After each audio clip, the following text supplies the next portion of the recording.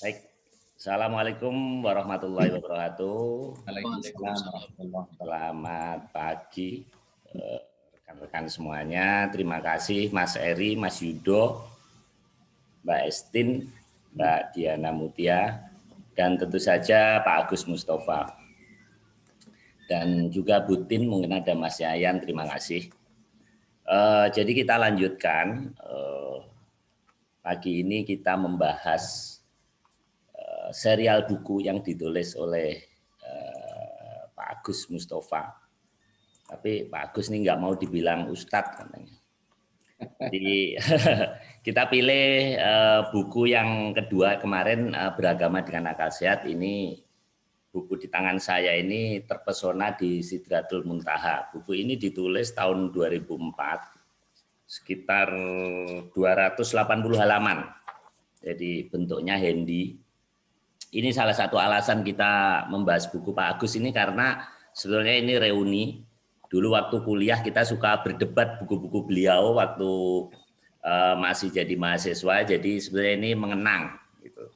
Jadi ini memang makanya rata-rata adalah rekan-rekan yang paruh baya ya, yang di sini yang mengenal tulisan beliau. Namun sangat relevan gitu.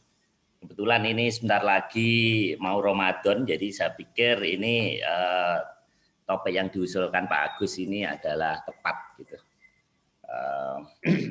Memang buku-buku beliau ini kontroversial, tapi sebenarnya kalau dibaca masuk akal. Dan salah satu ciri khas buku beliau ini tidak mengutip hadis, gitu. Jadi Al-Quran, jadi sudah tidak ada perdebatan. Gitu. Luar biasa. Dari Al-Quran aja beliau sudah bisa menulis 60 judul gitu. Jadi ternyata kita kagum ya. Kita jangankan nulis baca pun aja nggak tuntas gitu. Jadi dulu kalau kita pulang kampung, jadi bapak saya di kampung di Caruban sana di Madiun tuh suka bawain bukunya Pak Agus Mustafa gitu. Terus dulu sekali yang Ustadz Zainuddin MZ itu kasetnya tuh sampai berjilid-jilid, kan dulu belum ada YouTube gitu. Jadi saya teringat waktu berdebat gini. Baiklah Pak Agus, ini jadi formatnya santai aja Pak Agus, boleh 30 menit, maksimum 40 menit. Nah sisanya nanti kita diskusi, jadi ini bukan satu kajian yang sangat serius. Jadi ini merupakan kalau yang nggak sempat baca Al-Quran, setidaknya ini ada ayat-ayatnya, jadi biar hidup kita ada perlawanan gitu. Dan satu lagi bagi saya pribadi, saya harus mencontohkan ke anak saya gitu. Jadi jangan sepedaan terus, ke mall terus gitu ya. Sekali-kali liburan tuh bahas sesuatu yang bermanfaat gitu. Baik Pak Agus, saya persilakan untuk memulai 30 atau 40 menit ke depan. Monggo, sudah saya jadikan co-host. Oke, saya share materi dulu ya. Sudah keluar di situ? Sudah, bagus, jelas. Ya. Bismillahirrahmanirrahim. Assalamualaikum warahmatullahi wabarakatuh. Waalaikumsalam warahmatullahi wabarakatuh. Alhamdulillah, wassalatu wassalamu ala rasulillah, la haula wa la quwata illa billah. Pak Marius dan kawan-kawan semuanya, alhamdulillah jadi bisa ketemuan hari ini. Sorry tadi ada tiba-tiba laptopnya hang sebentar, jadi Yayan agak kalang kabut karena tiba-tiba masalah. Tapi alhamdulillah sudah bisa nyambung. Karena topiknya Sidratul Muntaha, Pak. Jadi sinyalnya langsung hang ya.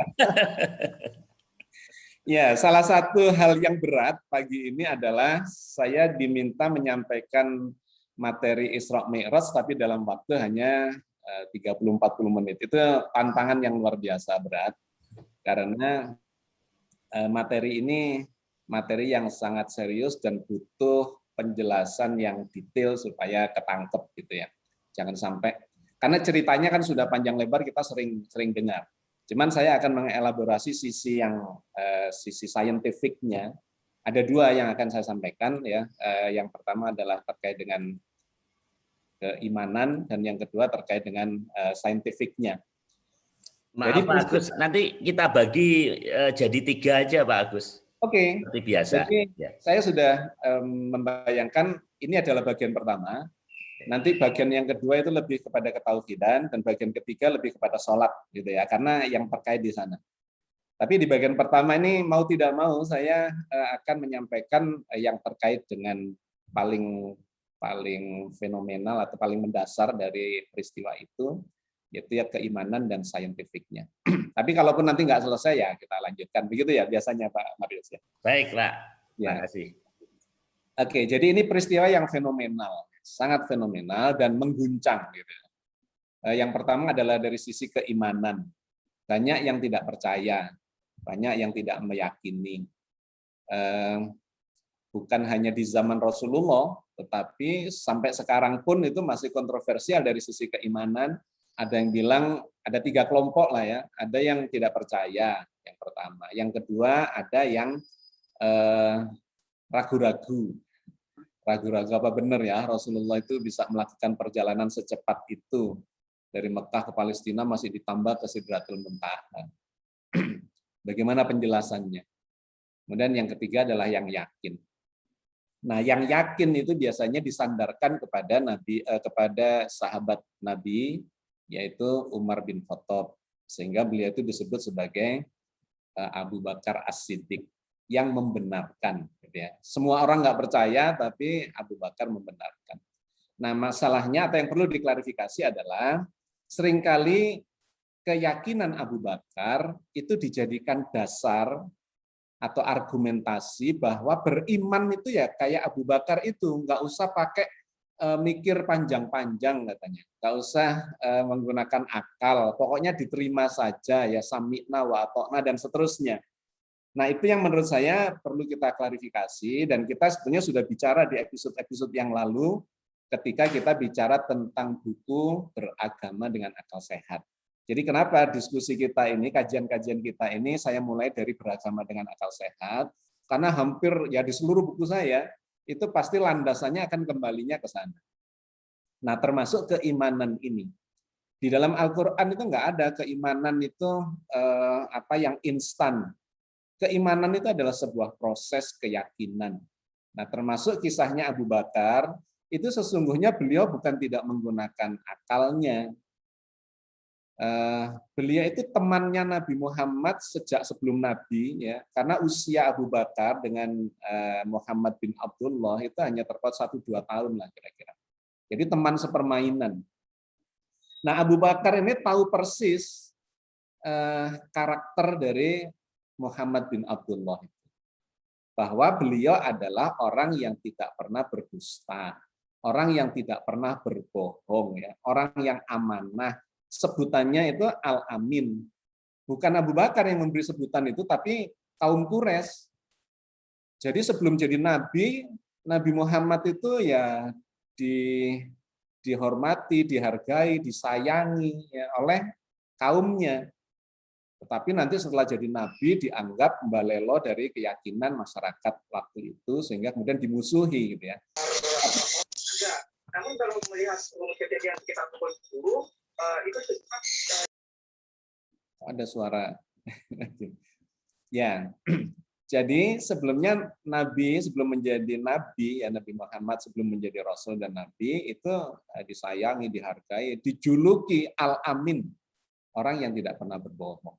Nah, Abu Bakar itu tahu persis itu, sehingga ketika dia dapat berita pertama dari temannya yang lain di kaum Quraisy itu, Abu Bakar, apa kamu percaya nih? Katanya Muhammad itu baru melakukan perjalanan nggak sampai semalam bisa bolak-balik Mekah Palestina, masih ditambah lagi Sidratul Muntaha. Nah, Abu Bakar itu cuma bertanya, yang bercerita itu siapa?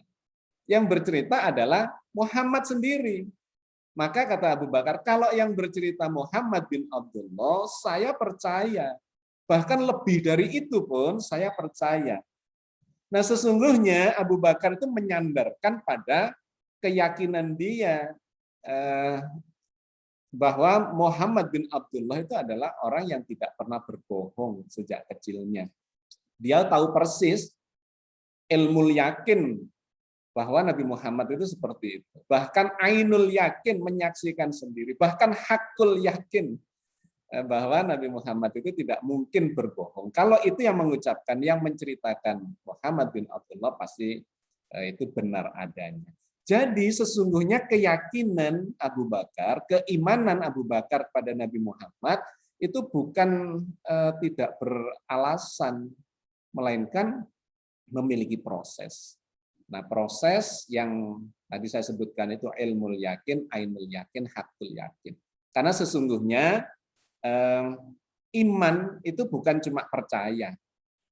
Iman itu yakin. Jadi yakin itu prosesnya panjang, jatuh bangun itu baru yakin. Tapi kalau percaya itu cepat sekali. Misalnya Pak Marius merekomendasikan temannya untuk misalnya berbisnis ya dengan saya atau dengan Pak Yudo. Ini loh teman saya ini orangnya amanah, modalnya kuat, jaringannya luas, kreatif, apa segala macam. Percaya karena direkomendasikan oleh seseorang yang kita sudah kenal dan kita percaya. Tapi untuk bisa yakin, kita akan bilang, Pak Marius, saya coba dulu ya kawan ini. Saya coba bisnis kerjasama 1 tahun, 2 tahun, 3 tahun. Ketika terbukti barulah yakin. Nah, keimanan itu adalah keyakinan. Bukan sekedar kepercayaan, tapi keyakinan. Mantep gitu ya. Dan itu ada prosesnya di dalam Islam. Ilmul yakin, ainul yakin, hakul yakin. Ya, jadi itu klarifikasi yang pertama. Bahwa keimanan di dalam Islam itu tidak berproses secara instan, melainkan berproses yang panjang. Semakin lama, semakin tebal keyakinan itu ketika dia mengalami proses pembuktian sepanjang proses keyakinannya itu. Ya, ini sudah kita bahas panjang lebar di kajian-kajian sebelumnya tentang akal sehat. Nah, yang kedua dari sisi keilmuan itu ternyata juga mengguncangkan. Apalagi di zaman itu di mana sains dan teknologi belum semaju sekarang. Sehingga lantas muncul cerita aneh-aneh gitu ya. Bahwa Nabi naik buruk, bentuknya buruk itu seperti kuda. Terus ada sayapnya. Masih ditambahi kepalanya manusia dan seterusnya ya. Sesungguhnya itu adalah kisah-kisah Israiliyat yang merembes masuk ke dalam khasanah keilmuan Islam. Karena kisah kuda bersayap berkepala manusia itu sudah jauh ada ribuan tahun sebelum Nabi lahir. Itu sudah ada, bahkan di India kalau kita melihat coba di browsing ya di internet, di googling itu ada bentuk bentuk makhluk yang seperti kuda, ada sayapnya dan kepalanya manusia, terus ada bintik merahnya, nah khas India gitu. Jadi buruk India. Nah, kenapa begitu? Karena di zaman itu kendaraan tercepat adalah kuda. Ya, pilihannya onta atau kuda atau keledai. Nah, yang paling cepat kuda. Tapi kok kuda masih kurang cepat, ditambahilah sayap kan gitu. Jadi itu logika yang sangat khas di abad pertengahan atau di abad itu ya. Nah, nanti kita akan melihat bahwa sebetulnya Al-Qur'an tidak demikian mengarahkannya, melainkan menggunakan pendekatan yang lebih logis, rasional, bahkan empirik, analitik dan saintifik. Jadi sangat mengguncang bahkan sampai sekarang itu masih bertanya-tanya apa benar ya Rasulullah itu melakukan perjalanan secepat itu. Tetapi ternyata perkembangan sains dan teknologi itu memberikan pembuktian-pembuktian yang mengarah ke sana. Di antaranya yang disebut sebagai teleportasi. Kalau Anda browsing, Cina sekarang sudah mengembangkan apa yang disebut teleportasi kuantum. Jadi teleportasi, tele itu jauh, portasi, port itu adalah tempat keberangkatan dan kedatangan, ya.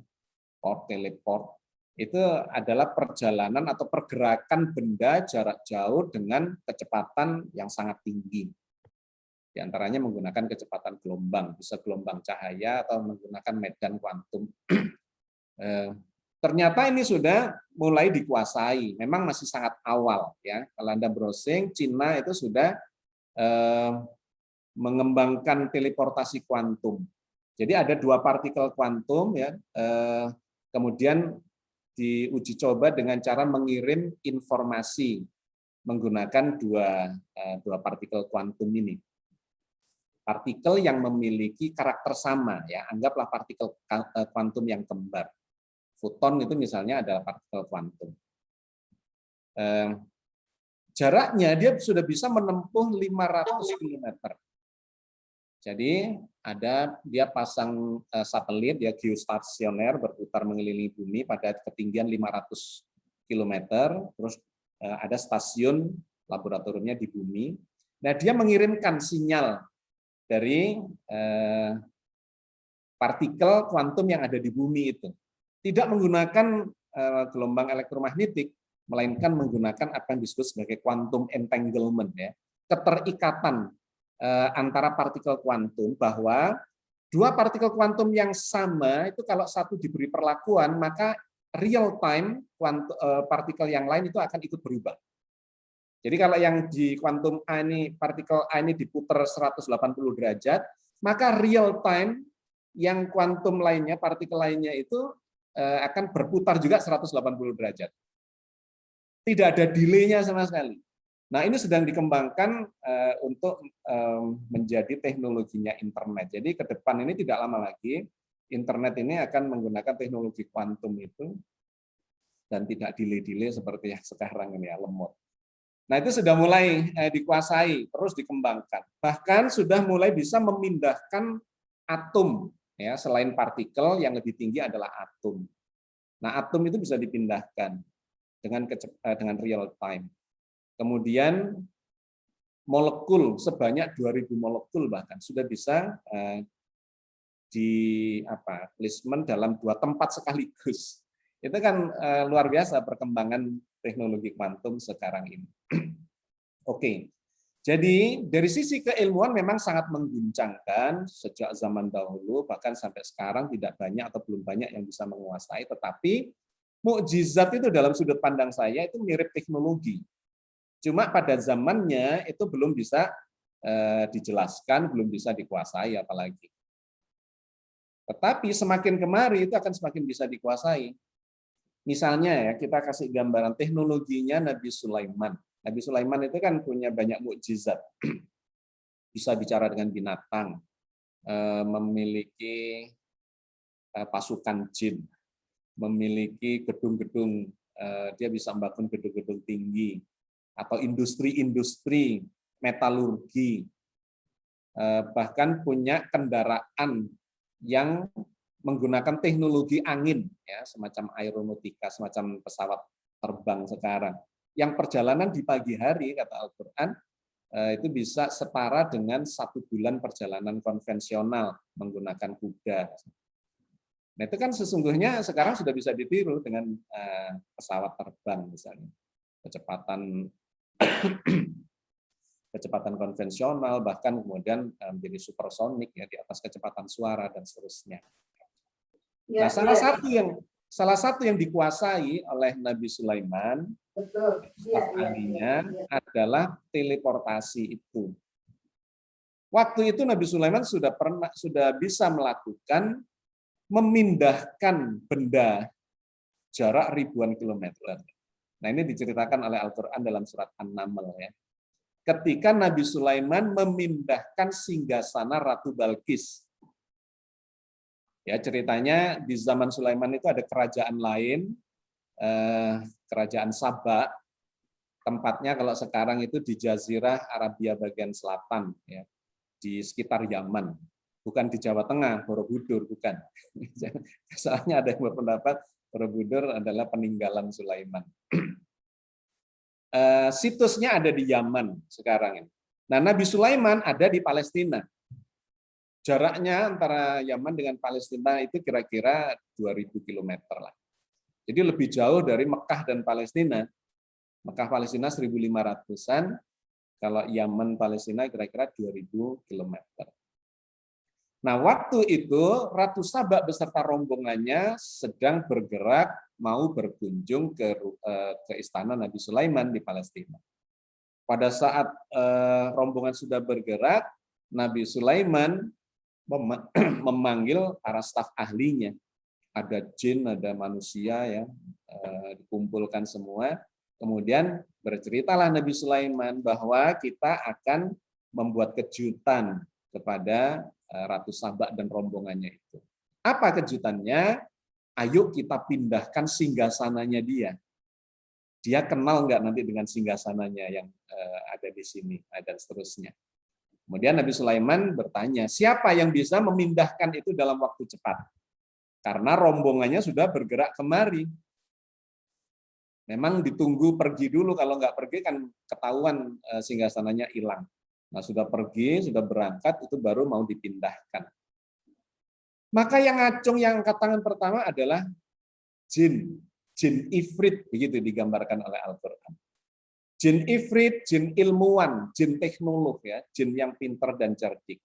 Ditanyalah oleh Nabi Sulaiman, berapa cepat kamu bisa pindahkan itu kemari? Apa kata si jin ini?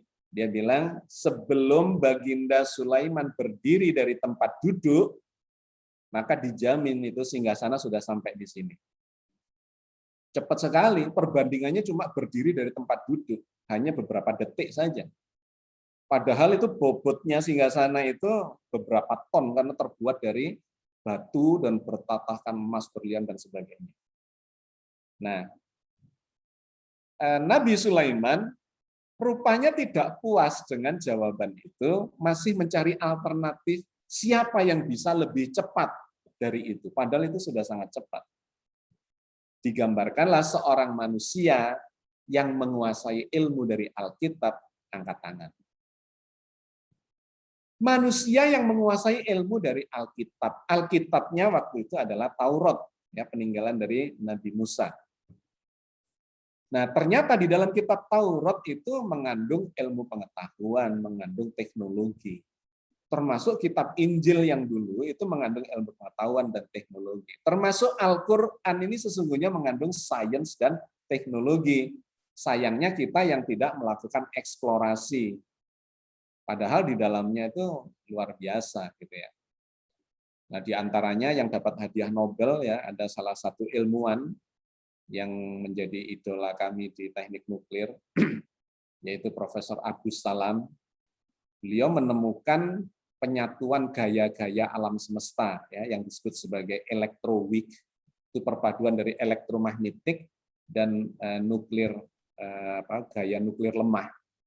Sehingga perpaduannya disebut sebagai gaya electroweak. Nah, beliau ketika dapat hadiah Nobel itu disuruh pidato, dan pada saat berpidato beliau mengatakan, saya menemukan ini terinspirasi dari Al-Quran surat Al-Mulk ayat 3 dan 4. Nanti silakan dibuka. Tentang keseimbangan jagat raya.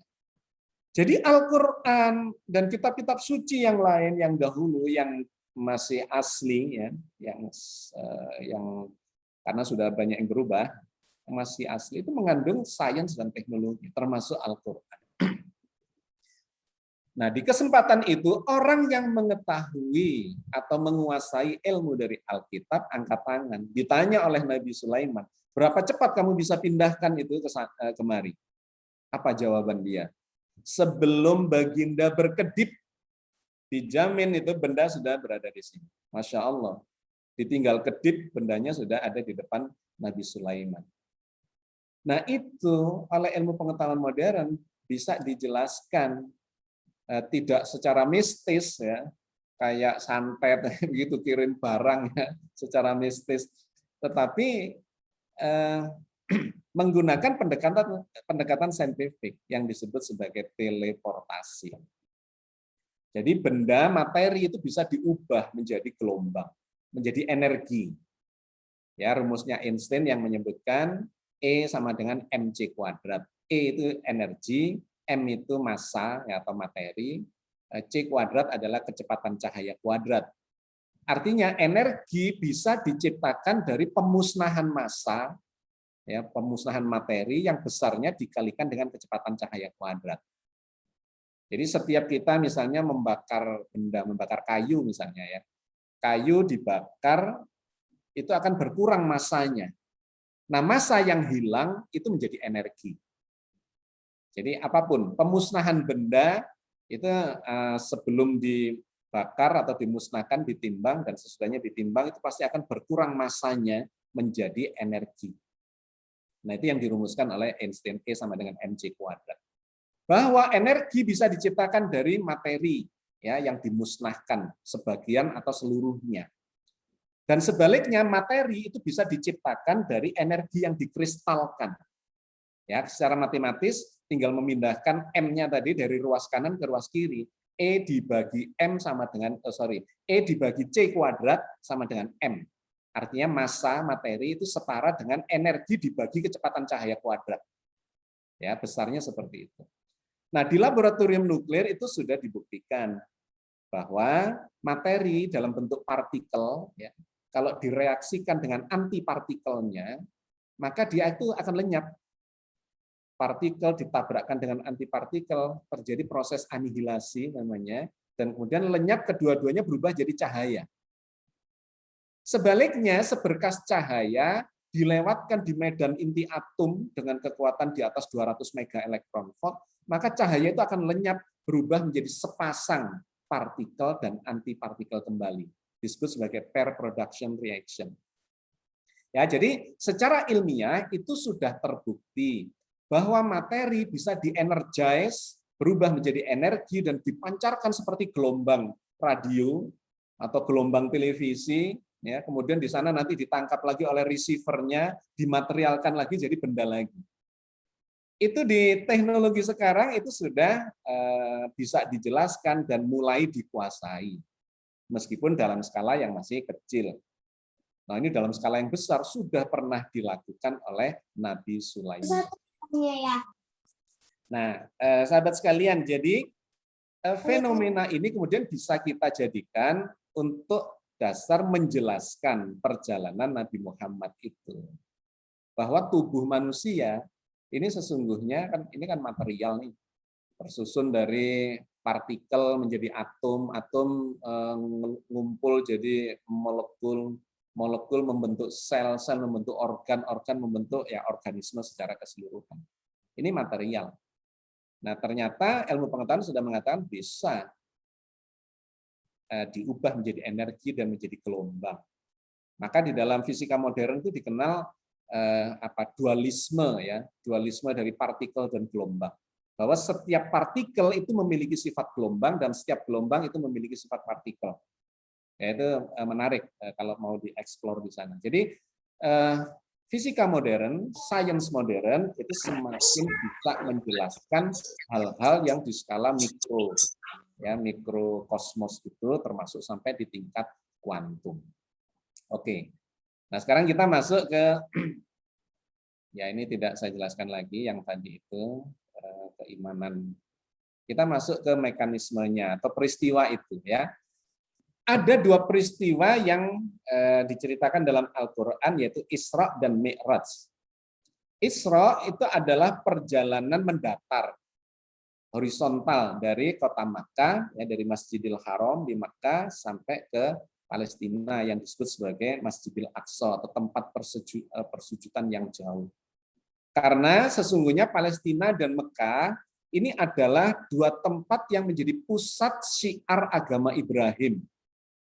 Jadi awalnya Ibrahim itu dulu lahirnya di sekitar Mesopotamia, di kota Ur, ya, di Irak bagian utara, kemudian melakukan karena kontra dengan penduduknya atau masyarakatnya waktu itu yang beragama pagan termasuk orang tuanya, maka beliau melakukan syiar perjalanan ke berbagai wilayah sampai ke Mesir, kemudian menetap di Palestina.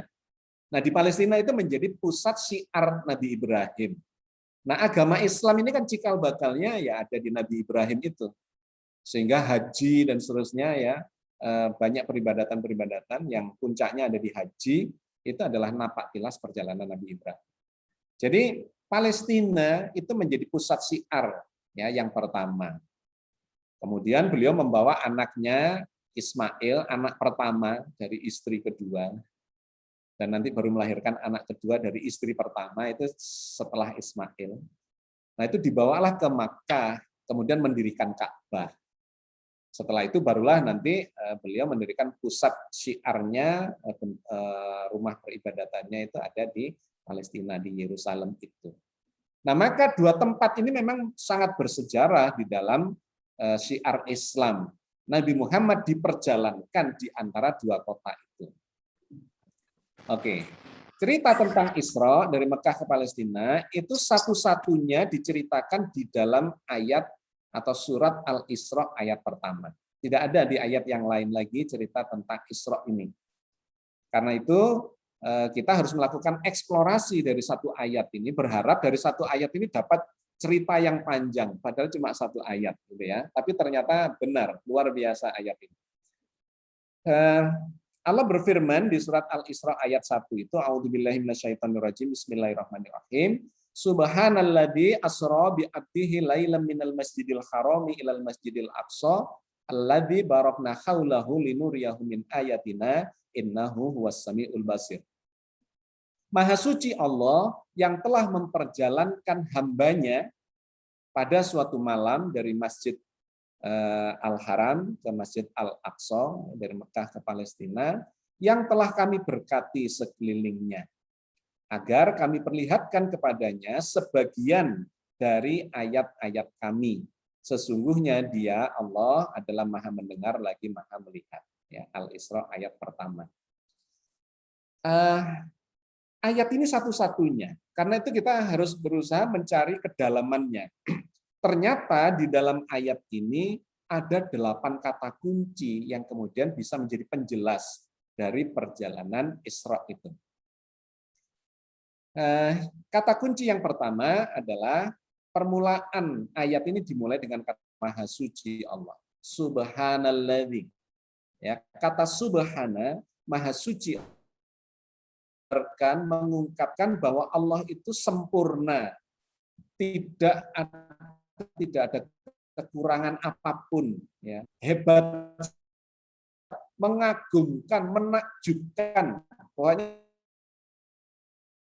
satu untuk menggambarkan bahwa Allah itu tidak ada satu kekurangan apapun, Maha suci dari segala kekurangan, termasuk ketika kita takjub terpesona, ya, maka subhanallah, itu salah satu ungkapannya. Bisa juga masya Allah, bisa juga Allahu Akbar, monggo, bergantung konteks yang kita pahami. Maka ketika cerita tentang Isra ini dimulai dengan kata subhanallah, subhanalladzi, maha suci Allah yang memperjalankan, itu memberikan indikasi bahwa cerita Isra ini bukanlah cerita biasa.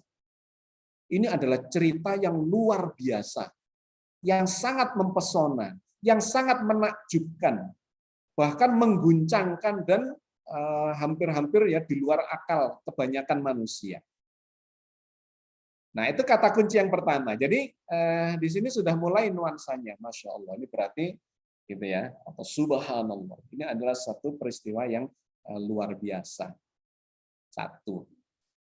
Karena itu Nabi tidak bisa melakukan perjalanan sendiri seperti diceritakan pada kalimat bagian berikutnya. Maha suci Allah yang memperjalankan. Subhanalladzi asra. Kata asra itu bermakna memperjalankan di waktu malam. Dijadikan nama surat ini Al-Isra. Al-Isra adalah perjalanan malam. Maha suci Allah yang memperjalankan di waktu malam. Di dalam kata asra itu ada dua makna. Makna yang pertama adalah perjalanan itu terjadi di waktu malam dan terjadi berpindah tempat. Ya, kata asra itu adalah digunakan untuk sebuah perjalanan yang berpindah tempat, bukan cuma penglihatan. Karena ada yang meragukan perjalanan Isra itu, ya perjalanan Nabi itu cuma penglihatan mata batin katanya. Bukan, karena kalimatnya sangat eksplisit. Maha suci Allah yang telah memperjalankan pada waktu malam. Ya, jadi betul-betul berpindah tempat, karena itu nanti di kalimat berikutnya itu ditegaskan lagi, minal masjidil haram ilal masjidil aqsa. Dari Masjidil Haram sampai atau menuju ke Masjidil Aqsa. Artinya betul-betul perjalanan yang fisikal. Itu makna yang pertama. Makna yang kedua, kata asro, memperjalankan, itu menunjukkan bahwa perjalanan ini, peristiwa ini bukan kehendak Nabi, tapi kehendak Allah. Karena kalimatnya adalah Allah yang memperjalankan, Maha Suci Allah yang memperjalankan. Jadi subjek dari kalimat ini, kalimat di dalam ayat ini adalah Allah, bukan Nabi, bukan Rasulullah. Tapi subjeknya adalah Allah. Nah, Nabi adalah objek yang diperjalankan. Diperjalankan oleh Allah. Jadi ada dua makna. Perjalanan waktu malam berpindah tempat, dan yang kedua adalah diperjalankan oleh Allah. Kenapa? Saking dahsyatnya peristiwa ini. Ya, belum bisa melakukan perjalanan itu. Entah ke masa depan apakah manusia akan berhasil meniru teknologi teleportasi ini seperti film-film science fiction. Misalnya film Star Wars atau film apa dulu yang Mr. Spock gitu. Bisa berpindah tempat ya. Star Trek. Cara berpindah tempatnya itu cuma masuk ke dalam tabung, kemudian disinari ya, di-energize. Jadilah gelombang. Dipancarkan, kemudian diterima di tabung yang lain oleh receiver-nya, dimaterialkan lagi di tabung yang lain. Nah, itu secara ilmiah memang ya bisa dijelaskan sehingga sampai dijadikan film science fiction seperti itu. Oke. Jadi kata kunci yang kedua adalah asra. Subhanalladzi asra bi abdihi. Itu kata kunci yang ketiga, abdihi, hambanya. Kata hamba ini menunjuk pada kualitas tertentu ya dari seorang pelaku spiritual. Kalau sudah disebut hamba, Abdullah, betul-betul hamba itu adalah orang yang sangat taat kepada Allah. Hamba adalah orang yang taat kepada majikannya, ya kalau dalam skala kemanusiaan. Nggak berani bantah, nggak berani nawar, nggak berani, pokoknya sudahlah sami'na wa atokna dalam arti ya gitu ya, seorang hamba kepada majikannya atau kepada Tuhannya. Jadi perjalanan ini membutuhkan kualitas seorang hamba, yaitu Nabi Muhammad yang sangat humble ya, dan tidak pernah nawar. Sehingga ketika nanti diceritakan ada di peristiwa Mi'raj, itu Nabi Muhammad digambarkan menawar sholat 50 waktu menjadi 5 waktu, itu saya termasuk yang tidak bisa menerima saya. Itu berapa kali Anda tahu nawarnya itu? Dari 50 ke 45, ke 40, 35, 30, seterusnya sampai 5. 9 kali, bukan main itu. Saya tidak bisa membayangkan Nabi yang sangat taat itu, ya, budi pekertinya sangat mulia, itu dikasih perintah sama Allah pakai nawar.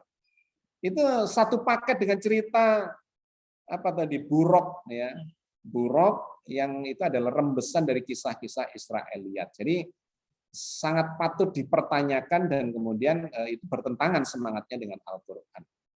Termasuk di situ digambarkan Nabi itu naik ke langit ya, seperti naik gedung bertingkat, begitu ada pintu seperti ya gedung bertingkat, kemudian ketemu Allah nun jauh di sana. Padahal Al-Quran menggambarkan Allah itu meliputi seluruh jagat raya. Jadi banyak kontradiksinya itu hadis yang bercerita tentang Isra Mi'raj terkait dengan buruk, terkait dengan bertemu sosok dengan sosok ya dengan Allah. Nah, itu nanti akan kita ceritakan pada pertemuan yang lain tentang ketauhidan, bagaimana seharusnya menggambarkan eksistensi Allah dalam sudut pandang atau informasi wahyu ya, informasi Al-Qur'an. Nah, Nabi Muhammad itu adalah seorang hamba yang dalam pemahaman saya tidak mungkin melakukan tawar-menawar itu. Dan kemudian saya menelusuri memang sholat itu tidak turun di saat itu, yang nanti itu kita bahas lagi di episode yang berbeda. Penentuan waktunya dan sebagainya nanti itu menjadi kajian yang menarik. Yang sesungguhnya saya berpendapat dan saya sampaikan dalam buku ini bahwa itu sesungguhnya tidak turun di Mi'raj itu, melainkan dengan cara yang berbeda. Oke, yang ketiga ya, bi'abdihi. Yang keempat kata kuncinya adalah lailan. Lailan itu pada malam hari. Jadi tadi sudah memperjalankan pada malam hari, masih ditambahin lailan, itu sebuah penegasan bahwa perjalanan malam hari itu tidak sepanjang malam, melainkan cuma sebagian kecil dari malam hari. Sehingga diceritakan dalam beberapa riwayat, beliau itu meninggalkan pembaringannya di rumah ketika balik lagi dari peristiwa Isra Mi'raj, pembaringannya masih hangat. Ya, artinya cepat sekali sesungguhnya peristiwa itu. Atau digambarkan di riwayat yang lain, nyenggol tempat minum, ya, kemudian tumpah. Ketika beliau kembali dari peristiwa Isra Mi'raj, dari perjalanan itu, airnya masih menetes. Jadi menunjukkan bahwa perjalanan itu sesungguhnya sangat cepat. Jadi tidak sepanjang malam. Lailan minal masjidil haram ilal masjidil aqsa. Berpindah tempat betul dari Mekah, ya, Masjidil Haram ke Masjidil Aqsa. Nah, di sini kemudian kita mulai mencoba melakukan rekonstruksi bagaimana perjalanan itu bisa dilakukan atau bisa dijelaskan dengan menggunakan pendekatan saintifik itu. Nah, saya menggunakan teori terkait dengan teleportasi dan anihilasi, ya. Atau mungkin nanti teleportasi kuantum, ya. Ada terkait dengan beberapa teori terbaru yang bisa memberikan solusi penjelasan tentang berpindahnya sosok, ya, benda mati ataupun materi ataupun manusia dalam jarak yang jauh. Nah, sangat dimungkinkan Nabi mengalami perjalanan itu secara teleportasi, yaitu badan beliau diubah menjadi badan energi atau badan gelombang cahaya. Apakah bisa dijelaskan? Ya, tadi sudah saya jelaskan. Di skala laboratorium, partikel atau materi itu bisa dilenyapkan, berubah menjadi cahaya. Nah, kenapa saya berpikir kok diubah menjadi cahaya? Ada dua alasan. Yang pertama, karena beliau ini melakukan perjalanan bersama malaikat Jibril. Malaikat adalah makhluk yang diciptakan oleh Allah dari cahaya. Jadi supaya perjalanan itu seimbang, ya, setara kecepatannya, ya cahaya dengan cahaya. Kalau cahaya dengan materi ya nggak imbang. Cahaya itu kecepatannya 1 detik 300.000 kilometer. Jarak Jakarta Banyuwangi, ya, ujung kulon Pulau Jawa sampai ujung timur Pulau Jawa itu kira-kira 1.000 kilometer. Kalau ada cahaya ditembakkan dari Jakarta menuju ke Banyuwangi, di Banyuwangi dikasih cermin supaya cahayanya terpantul lagi ke Jakarta. Jakarta kasih cermin lagi supaya cahaya ini bolak-balik Jakarta Banyuwangi. 1 detik cahaya itu bisa bolak-balik 300 kali. Itu kecepatan cahaya. Kalau ditembakkan keliling bumi, cahaya bisa menempuh keliling bumi 1 detiknya itu 7,5 kali. Karena keliling bumi itu cuma 40.000 kilometer. Kecepatan cahaya 300.000 kilometer. Jadi 300.000 dibagi 40, 7,5 kali. Tek, wet, ya, gitu ya. Lebih cepat dari wet. Gitu. Tek itu sudah 7,5 kali. Malaikat adalah makhluk yang diciptakan Allah dari cahaya. Kecepatannya sangat tinggi. Sedangkan Rasulullah adalah manusia biasa yang badannya adalah badan material, biokimia, biokimiawi, karbon, hidrogen, oksigen, nitrogen, ya, sulfur atau belerang, fosfor, kalsium, natrium, dan seterusnya. Ada sekitar 40-an unsur pembentuk tubuh manusia. Pada prinsipnya adalah materi. Nah, manusia kecepatan yang paling tinggi, kecepatannya atlet sprinter, ya, 100 meter ditempuh dalam waktu berapa? 9 detik. 9 detik cuma bisa menempuh jarak 100 meter. Malaikat 1 detik bisa 300.000 kilometer. Sehingga tidak make sense. Akan menjadi make sense ketika tubuh beliau diubah menjadi tubuh cahaya. Nah, itu sudah memungkinkan penjelasannya secara ilmiah. Maka ringkas kata, ya, kalau tubuh beliau diubah menjadi cahaya, menjadi seimbang kecepatannya. Apalagi kemudian digambarkan naik buruk. Ya, sesungguhnya buruk itu dari kata barkun. Barkun itu artinya kilat. Jadi tanpa harus mengambil gambaran imajinasi ada sosok binatang seperti kuda yang ada sayapnya, kepalanya wanita dan seterusnya. kita gambarkan saja arti kata letterless itu, bahwa beliau melakukan pergerakan dengan kecepatan barkun, yaitu kecepatan kilat alias kecepatan cahaya. Jadi menjadi sinkron sesungguhnya pendekatan yang logis, rasional, yang analitik, empirik, scientific itu sesungguhnya digambarkan oleh ayat-ayat Quran asal kita bisa mengambil kata-kata kunci dari ayat-ayat itu. Itu ketemu sesungguhnya penjelasan logisnya. Nah, tubuh beliau diubah menjadi cahaya, maka ketika berubah jadi cahaya, jarak Mekah Palestina itu nggak ada apa-apanya, cuma 1.500 km. Padahal 1 detik itu bisa menempuh 300.000 km. Ya tinggal bagi saja, 1.500 dibagi 300.000. Ketemunya cuma 0,005 detik saja. Itu sudah berpindah tempat dari Mekah ke Palestina. Inilah yang digambarkan di zaman Nabi Sulaiman sebagai lebih cepat dari kedipan mata. Karena cuma 0,005 detik saja. Satu kedipan mata itu nggak sampai 1 detik. Ya. Sekitar 0,7, 0,8 itu kita berkedip. Nah ini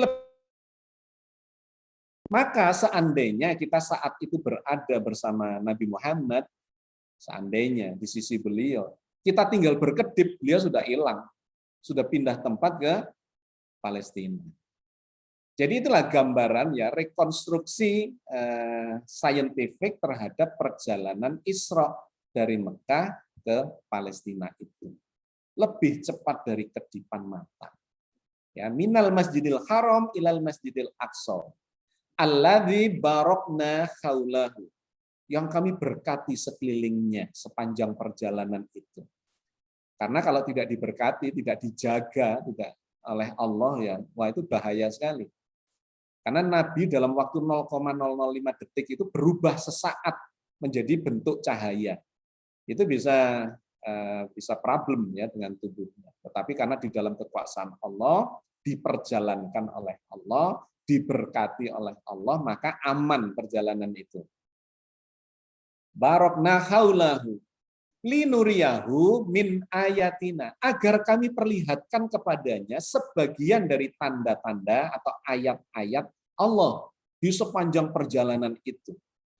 Nah ini kemudian memunculkan pertanyaan, kalau Nabi itu melakukan perjalanan hanya 0,005 detik, bagaimana bisa memahami semua peristiwa yang beliau lalui? Nah di sini lagi-lagi ilmu pengetahuan atau sains modern yang menjelaskan, yaitu melalui teori relativitas waktu.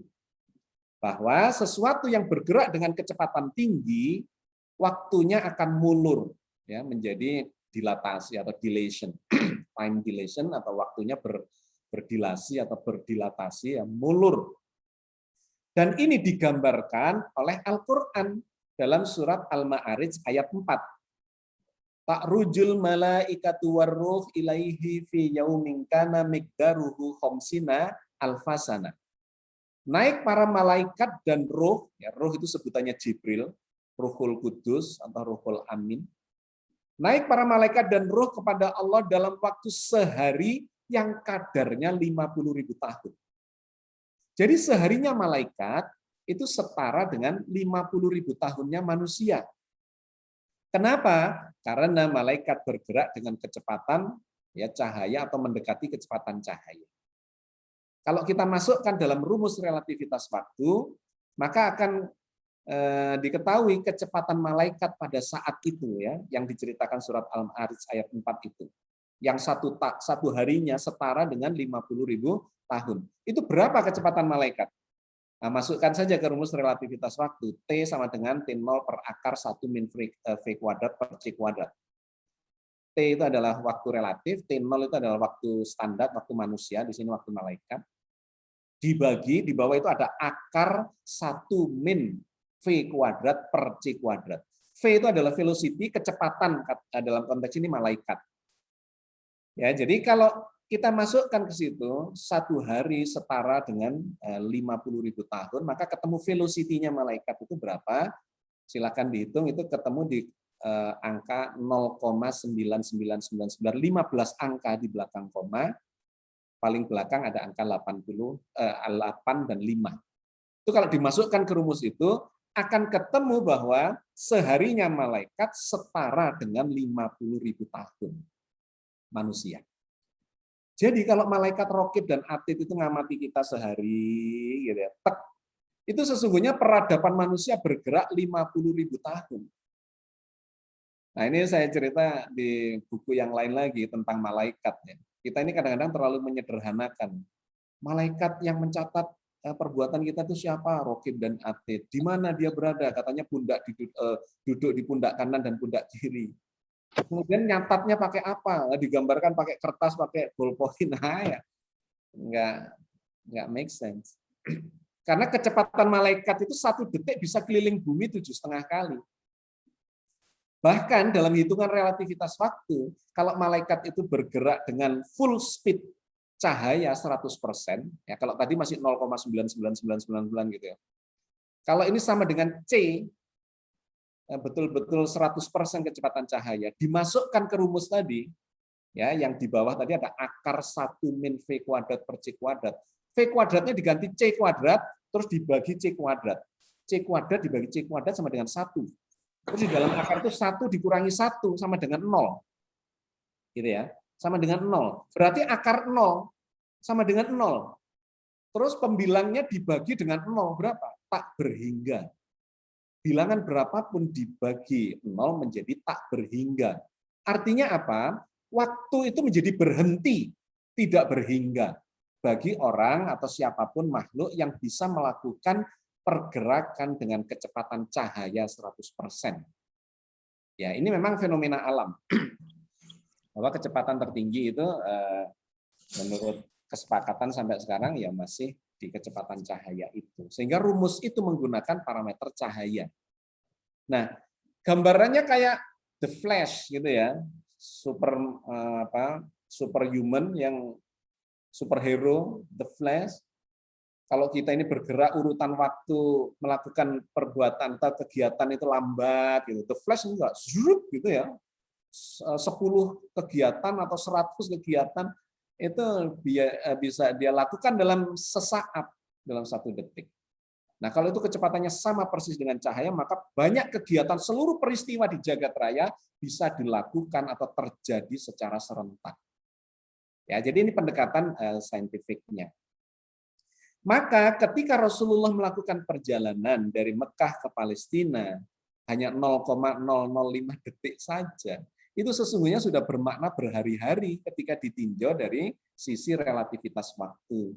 Karena beliau melakukan perjalanan bersama dengan malaikat, kecepatan sangat tinggi mendekati kecepatan cahaya.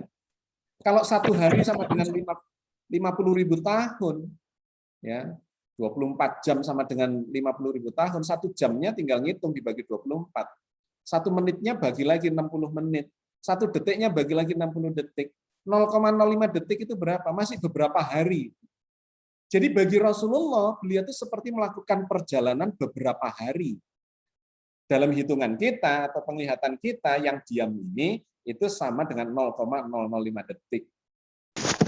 Ya. Jadi menjadi menarik kemudian Allah mengatakan linuriyahu min ayatina, agar kami perlihatkan kepadanya sebagian dari tanda-tanda kebesaran Allah. Peristiwa napak tilas perjalanan Nabi, syiar Nabi Ibrahim dari Mekah Palestina itu.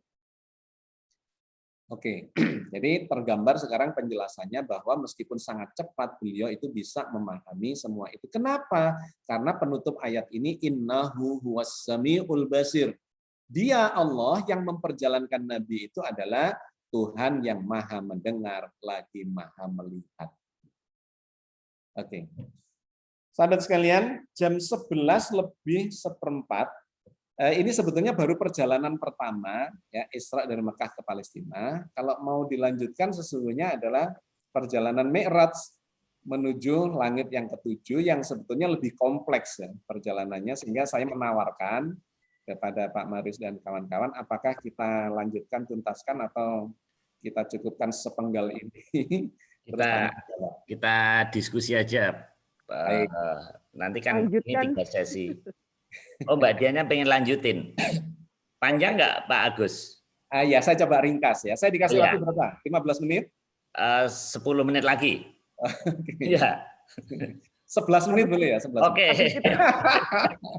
Jadi nanti diskusinya enak. Oh Ya, ya. baik. Siap. Oke, perjalanan berikutnya adalah Mi'raj. Ya, Mi'raj ke langit yang ketujuh. Ini diceritakan oleh Allah di dalam surat An-Najm ayat 14 sampai 18. Inda sidratil muntaha, indaha jannatul ma'wa. Idyaksa sidrata mayyaksa mazagol basaru wa matadha laqad ra'a min ayati rabbihil kubra. Di sidratil muntaha. Di dekatnya ada surga, tempat tinggal, ya, sebuah tempat yang menggambarkan jadi simbol keindahan tiada tara. Terlihat dari Sidratul Muntaha. Ketika Sidratul Muntaha diliputi oleh sesuatu yang meliputinya. Saat itu Sidratul Muntaha sangat misterius. Ada sesuatu yang meliputinya. Sehingga penglihatannya tidak berpaling, tidak bisa berpaling dari apa yang dilihatnya. Rasulullah terpaku, terpesona melihat pemandangan dari Sidratul Muntaha itu. Bahkan dan tidak bisa melampauinya. Nggak tahu ada apa di balik Sidratul Muntaha itu. Kenapa? Atau apa yang beliau lihat itu? Sesungguhnya dia telah melihat sebagian tanda-tanda kekuasaan Allah yang paling besar. Laqad ra'a min ayati rabbihil kubro. Beliau melihat ciptaan Allah sebagian, ya, min ayatihi rabbil kubro, yang sangat dahsyat, sangat besar. Jadi ini saya jadikan judul buku itu kemudian, Terpesona di Sidratil Muntaha. Karena beliau betul-betul takjub, beliau betul-betul takjub melihat jagat raya langit yang 7 itu dari puncak langit yang namanya Sidratul Muntaha itu.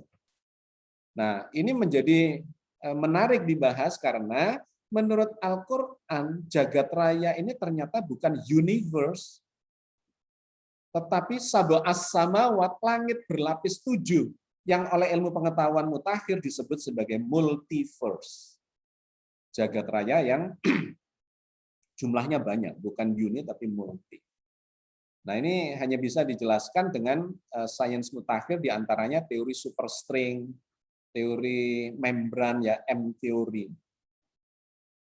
Menariknya, pendekatan M-teori dan superstring itu ternyata menjelaskan apa yang dikabarkan oleh Al-Quran, bahwa jagat raya ini bukan cuma 1, tetapi berlapis 7. Disebut sebagai sab'a samawat. Nah, menurut ilmu pengetahuan modern, kosmologi atau M-teori, dimensinya itu sampai 11 dimensi. Dimensi langit pertama itu adalah 4 dimensi, 3 dimensi ruang dan 1 dimensi waktu, ya, sehingga disebut sebagai 4 dimensi, kontinum ruang dan waktu, gitu ya. Dimensi itu apa? Dimensi itu ukuran. Jadi begini, kalau saya mengukur seutas tali, saya ukur pakai meteran, maka ketahuan misalnya panjangnya 1 meter atau 1 meter pangkat 1. Itu artinya ukurannya cuma 1 macam panjang. Tapi begitu saya mengukur luasan, ukurannya bukan cuma panjang, melainkan panjang dan lebar. Maka panjang kali lebar ketemulah 1 meter pangkat 2. Nah, pangkat 2 itu menunjukkan dimensinya 2. Bentuknya berbeda dengan garis. Kalau garis itu cuma panjang tok, ya, panjang aja, maka ini ada lembaran, luasan. Jadi benda berdimensi 1 itu cuma panjang, benda berdimensi 2 itu bentuknya luasan. Benda berdimensi 3 apa? Tambahkanlah ketinggian atau ketebalan. Maka panjang kali lebar kali tebal menjadi volume, meter pangkat 3. Berarti itu adalah benda berdimensi 3. Nah, benda berdimensi 1 adalah bagian dari benda berdimensi 2. Garis itu bagian dari luas. Luas yang berdimensi 2 adalah bagian tak terpisahkan dari volume, dari benda berdimensi 3. Nah, langit itu kira-kira begitu, ya, analoginya. Langit yang 7 itu adalah langit yang bertambah dimensinya satu dimensi setiap kali naik ke langit yang lebih tinggi. Langit pertama dimensi ruangnya 3, ya bervolume kayak kita ini, tapi ditambah dimensi waktu jadi 4. Langit kedua ditambah satu dimensi jadi 5 dimensinya. Bagaimana bentuknya kita nggak paham karena kita hidupnya di dimensi yang lebih bawah, tidak bisa memahami dimensi yang lebih atas. Tapi dimensi yang lebih atas ada makhluk-makhluk berdimensi lain seperti jin misalnya, itu hidup di langit yang lebih tinggi.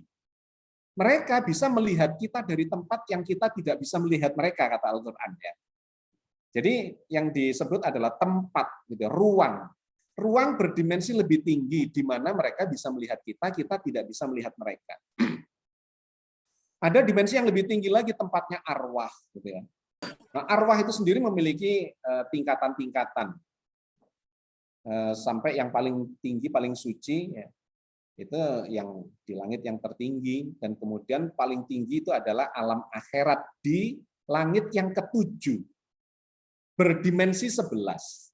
Jadi kalau langit pertama itu dimensinya 4, ya berarti kan langit pertama dimensi 4 itu ada selisih 3. Kalau langit pertama dimensi 4, berarti langit ke-7 dimensinya 11. Yaitu 10 dimensi ruang dan 1 dimensi waktu. Sorry. Ini ada gangguan sedikit.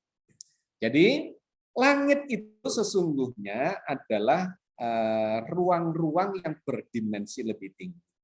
Perjalanan Nabi saat Mi'raj itu bukan perjalanan menuju ruang angkasa, ya luar angkasa seperti dari bumi menuju ke planet-planet, kemudian menuju ke galaksi bintang misalnya Alpha Centauri, atau keluar dari galaksi Bima Sakti menuju Andromeda, Messier 21 dan seterusnya, super cluster. Bukan itu. Karena kalau itu yang dilakukan oleh Nabi, maka waktunya nggak akan cukup. Kenapa? Nah, tadi sudah disebutkan ya bahwa jagat raya ini demikian besarnya, di mana jarak antar benda langit itu bisa berjarak jutaan tahun cahaya, bisa miliaran tahun cahaya. Bahkan diameter jagat pertama, ya, universe, langit yang pertama, itu terus bertambah. Dulu diperkirakan sekitar 30 miliar tahun cahaya. Ternyata kemudian muncul pengukuran berikutnya, oh ternyata 60-an miliar tahun cahaya. Ternyata 90 miliar tahun cahaya. Ternyata lebih dari 100, ternyata 200. Nah, itu belum ketahuan batasnya sampai sekarang. Nah, kita bisa melihat analogi ini ya di video ini. Andaikanlah kita bergerak dengan kecepatan cahaya dari matahari untuk melintasi jagat raya, kosmos. Nah, kalau kecepatan cahaya maka 1 detik bisa menempuh jarak 300.000 km. Dari matahari ke bumi saja itu akan membutuhkan waktu 8 menit. 8 menit karena bumi dan matahari berjarak 150 juta kilometer. Dibagi kecepatan cahaya, ketemunya nanti 8 menit, itu cahaya sudah sampai di bumi. Ya, tadi Merkurius, Venus, bumi dan bulan, kemudian Mars. Kemudian beberapa menit sudah lewat Mars. Jupiter. Ini adalah planet terbesar di tata surya kita. Jupiter, Saturnus, Uranus, Neptunus, planet yang ke-8, dan Pluto yang dulu dianggap planet sekarang nggak jadi planet lagi. Maka cahaya, ya kalau kita naik pesawat kecepatan cahaya yang digambarkan dalam cerita ini, kita akan melewati Pluto ini dalam waktu sekitar 5 jam. Itu sudah keluar dari tata surya. Ya, sudah miliaran kilometer. Nah, kemudian kita akan memasuki jagat raya atau ruang angkasa yang senyap, ya keluar dari tata surya ini. Nah, kita mengambil posisi sekarang untuk bergerak tegak lurus terhadap tata surya ini, menjauh dari tata surya, akan memasuki ruang yang gelap. cuma ada bintik-bintik cahaya di jagat raya ini. Tidak ada sinyal apapun, tidak ada tanda-tanda adanya alien, nggak ada. Karena tidak ada sinyal televisi, nggak ada. Kalau mereka ada peradaban itu pasti punya televisi dan itu akan terpancar keluar dari tempat hidup mereka. Sinyal radio nggak ada, sinyal microwave nggak ada. Jagat raya itu sunyi, senyap, sepi, nggak ada suara apapun. Itu menunjukkan bahwa tidak ada kehidupan berperadaban di luar angkasa. Setidak-tidaknya sampai saat ini tidak ada. Nah, tentang pertanyaan lain-lainnya nanti kita bahas. Tetapi bukti tentang keberadaan peradaban di luar angkasa itu sama sekali sampai saat ini tidak ditemukan. Kalau kita berpikir secara saintifik, ya, karena tidak ada itu tadi sinyal-sinyal elektromagnetik, microwave, radio dan sebagainya itu tidak ada. Nah, ini adalah galaksi Bima Sakti, di mana kita salah satu matahari dari ini isinya 200 miliar matahari. Salah satunya adalah matahari kita, di mana tata surya kita berada. Jadi manusia ini debu bagi bumi, buminya debu bagi tata suryanya debu bagi galaksi Bima Sakti yang isinya 200 miliar matahari. Tapi kita lihat ini ada galaksi-galaksi lain ini di sekitarnya. Ada galaksi Bima Sakti, ada Andromeda, ada wah ini ternyata miliaran galaksi di jagat raya ini membentuk gerombolan galaksi yang namanya supercluster. Supercluster itu isinya kira-kira 100 miliar galaksi. Ini jagat raya sepi kayak begini, gelap. Banyak ruang kosongnya daripada benda-benda langitnya. Nah, ini adalah gerombolan galaksi, ya. Disebut supercluster itu. Isinya kira-kira 100 miliar galaksi, dan ternyata itu juga benda kecil di jagat raya yang luasnya, Masya Allah. Jadi kalau diteruskan ini nggak ketemu, atau belum ketemu batasnya, belum ketemu tepinya. Sampai di mana jagat raya ini paling ujungnya. Nah, Bapak dan Ibu sekalian, ini sudah berjalan kira-kira belasan miliar tahun dengan kecepatan cahaya. Ternyata kita belum sampai juga di tepi jagat raya. Nah, ini kurang lebih di jarak sekitar 15 miliar tahun cahaya. Itu kelihatannya cuma kayak begini. Countless billions of galaxies are now seen to comprise chains, masses, and thread-like structures that stretch across the cosmos, separated by enormous regions of empty space. It is a spectacular tapestry, so vast and diverse in its design, that the power of its creator must truly surpass all human understanding. Jadi masih banyak yang tidak kita ketahui di jagat raya ini, dan kalau ini kita lanjutkan ke multiverse, ya, saya lanjutkan sedikit ke multiverse. Tadi itu yang sedemikian besarnya itu cuma salah satu dari jagat raya yang ada. Ini diameternya jagat raya, ya, ini tadi galaksi Bima Saktinya, Milky Way, 200 miliar. Nah, ini adalah galaksi-galaksi yang lain. Manusia nggak ada apa-apanya di jagat raya ini.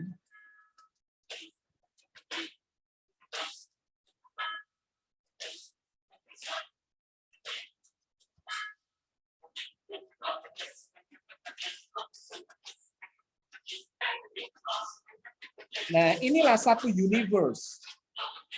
Ini satu universe. The universe. Nah, ternyata banyak sekali multiverse. Alam paralel. Ya, ini menurut pendekatan sains modern bahwa jagat raya ini mengarah kepada multiverse, bahkan bukan cuma paralel, melainkan bertingkat mengikuti rumusnya atau teorinya Membrane, itu ya, M teori. Jadi Bapak dan Ibu sekalian, saya cuma ingin mengatakan, kalaupun seandainya kita atau Nabi Muhammad menggunakan kecepatan cahaya, kemudian mengarungi jagat raya, itu nggak cukup waktunya. Karena dari bumi ke bintang paling dekat saja Alpha Centauri itu butuh 4 tahun. Jaraknya 4 tahun perjalanan cahaya. Di belakangnya ada yang 1 juta tahun cahaya, ada 1 miliar tahun cahaya, ada belasan miliar tahun cahaya. Padahal waktu Nabi cuma 1 malam atau lebih cepat dari itu. Jadi tidak make sense untuk menggambarkan Rasulullah melakukan perjalanan Mi'raj itu dari bintang ke bintang. Bukan begitu cara memahaminya, melainkan beliau itu masuk ke dimensi yang lebih tinggi di langit yang kedua. Di mana itu? Langit kedua, ketiga, dan seterusnya itu. Ternyata ya ada di dekat-dekat sini saja. Seperti garis dengan luasan, itu kan nggak jauh. Garis adalah bagian dari luasan. Luasan adalah bagian dari volume. Di sepanjang garis itu, di titik manapun, kita bisa masuk ke luasan. Di sepanjang lebarnya luasan itu, kita bisa masuk ke dimensi yang lebih tinggi, ke volume. Nah, ini bagian akhir ya. Jadi saya kasih konkret gambarannya begini. Kalau tubuh saya sinari pakai lampu, maka di belakang saya, di tembok belakang saya itu akan muncul bayangan saya. Maka sekarang ada 2 makhluk. Satu badan saya, yang kedua adalah bayangan. Ini adalah 2 makhluk yang hidup di alam yang berbeda. Tubuh saya hidup di ruangan 3 dimensi, bayangan hidup di permukaan tembok 2 dimensi. Nah, jadi ini ada 2 alam nih yang berdekatan. Satunya alam 2 dimensi, satunya lagi alam atau 3 dimensi. Yang hidup di 2 dimensi adalah bayangan, yang hidup di ruangan ini adalah saya dan Bapak Ibu semuanya. Nah, sekarang saya bikin analoginya. Kalau permukaan tembok itu dengan bayangan itu adalah dunianya manusia, di mana bayangan itu adalah manusia, maka dia cuma bisa bergerak ke kiri, ke kanan, ke atas, ke bawah, nggak bisa masuk ke sini. Dia terikat di dalam permukaan tembok itu. Tidak ada ceritanya bayangan bisa lepas dari tembok kemudian ngejar Anda akan lari ketakutan kalau ada bayangan masuk ruangan. Nggak bisa. Dia cuma bergeser-geser ya di permukaan tembok itu. Itu langit pertama. Nah, kita ini ada di langit kedua. Ibaratnya dia manusia, maka kita ini jin. Jadi jin itu, kita sekarang jin, bisa melihat bayangan itu ngapain aja tuh bayangan itu ya, gitu ya. Bergerak kanan, kiri, atas, bawah gitu ya. Tapi nggak bisa masuk ke sini. Nah, kita justru yang bisa masuk ke ruangan dia dengan cara menempelkan badan kita ke tembok itu, maka bagian yang nempel tembok itu akan overlap dengan alamnya dia. Sehingga jin itu bisa masuk ke dunia kita dengan menempelkan badannya di perbatasan langitnya dia, ya, dunia dia, alamnya dia dengan alam kita. Tapi kalau kemudian setelah saya nempelkan tangan misalnya ya, terlihat ada makhluk tangan katanya bayangan. Badan saya nggak kelihatan karena tidak nempel di dunianya dia. Tangan saya dikejar, saya bergerak sepanjang permukaan tembok. Ketika mau ditangkap, tangan saya tarik masuk ruangan, apa yang terjadi? Tangan saya lenyap, hilang dari alamnya dia. Muncul di belakang dia, aku di belakangmu. Aku di atasmu, aku di bawah. Begitulah jin kalau ganggu kita ya. Oke, jadi gambarannya adalah langit pertama dan langit kedua itu tidak jauh. Seperti permukaan tembok dengan ruangan ini. 1 milimeter saja lepas dari tembok, dia sudah masuk ke langit kedua. Apalagi bergerak kemudian 1 meter, 2 meter masuk ke ruangan ini, maka dia bisa melihat dunianya itu. Jadi Bapak dan Ibu sekalian, Nabi Muhammad ketika melakukan perjalanan ke langit 2, 3, 4 sampai langit ke-7, itu bukan keluar angkasa, tetapi mingslep kata orang Jawa, ya, mingslep, hilang dari dunia langit pertama ini masuk ke dimensi yang lebih tinggi. Di mana? Dimanapun beliau berada. Waktu itu beliau berada di Palestina, dibawa oleh Jibril masuk ke kedalaman dimensi, slep, hilang. Seperti bayangan ini saya bawa dari tembok ini, badan saya nempel di tembok, saya bilang, hei bayangan kamu mencrok ya, nempel di punggung saya.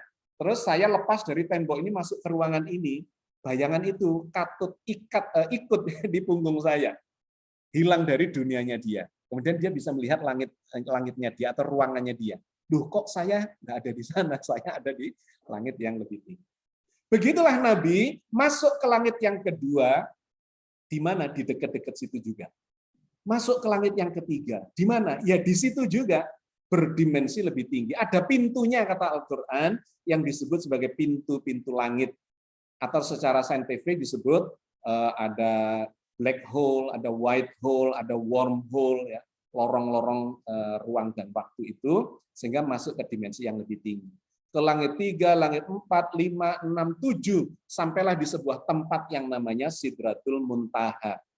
Setiap naik dimensi itu seperti naik menara yang lebih tinggi, lebih tinggi, lebih tinggi, sehingga bisa melihat seluruh jagat raya yang berdimensi 11 itu dari Sidratul Muntaha. Di sana Rasulullah bisa melihat surga. Di sana Rasulullah melihat Jibril dalam wajah yang aslinya. Di sana Rasulullah melihat seluruh jagat raya yang digambarkan oleh surat An-Najm ayat 14 dan 18 sampai 18 itu. Di Sidratil Muntaha, di dekatnya ada surga tempat tinggal. Ketika Sidratul Muntaha diliputi oleh sesuatu yang meliputinya, ya, misterius. Penglihatannya tidak berpaling dari apa yang dilihatnya itu, dan tidak bisa melampaui ada apa di balik itu.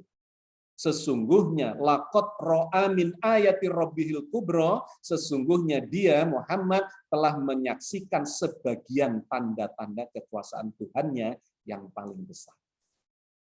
Bapak dan Ibu sekalian, itulah ya puncak dari perjalanan Rasulullah, kemudian digambarkan balik lagi ke bumi dan seterusnya. Nanti kita lanjutkan di episode yang lain. Ya. Saya kembalikan ke Pak Marius karena memang ini sangat mendalam kalau mau didetailkan. Silakan Pak Marius. Saya stop dulu ya. Oke.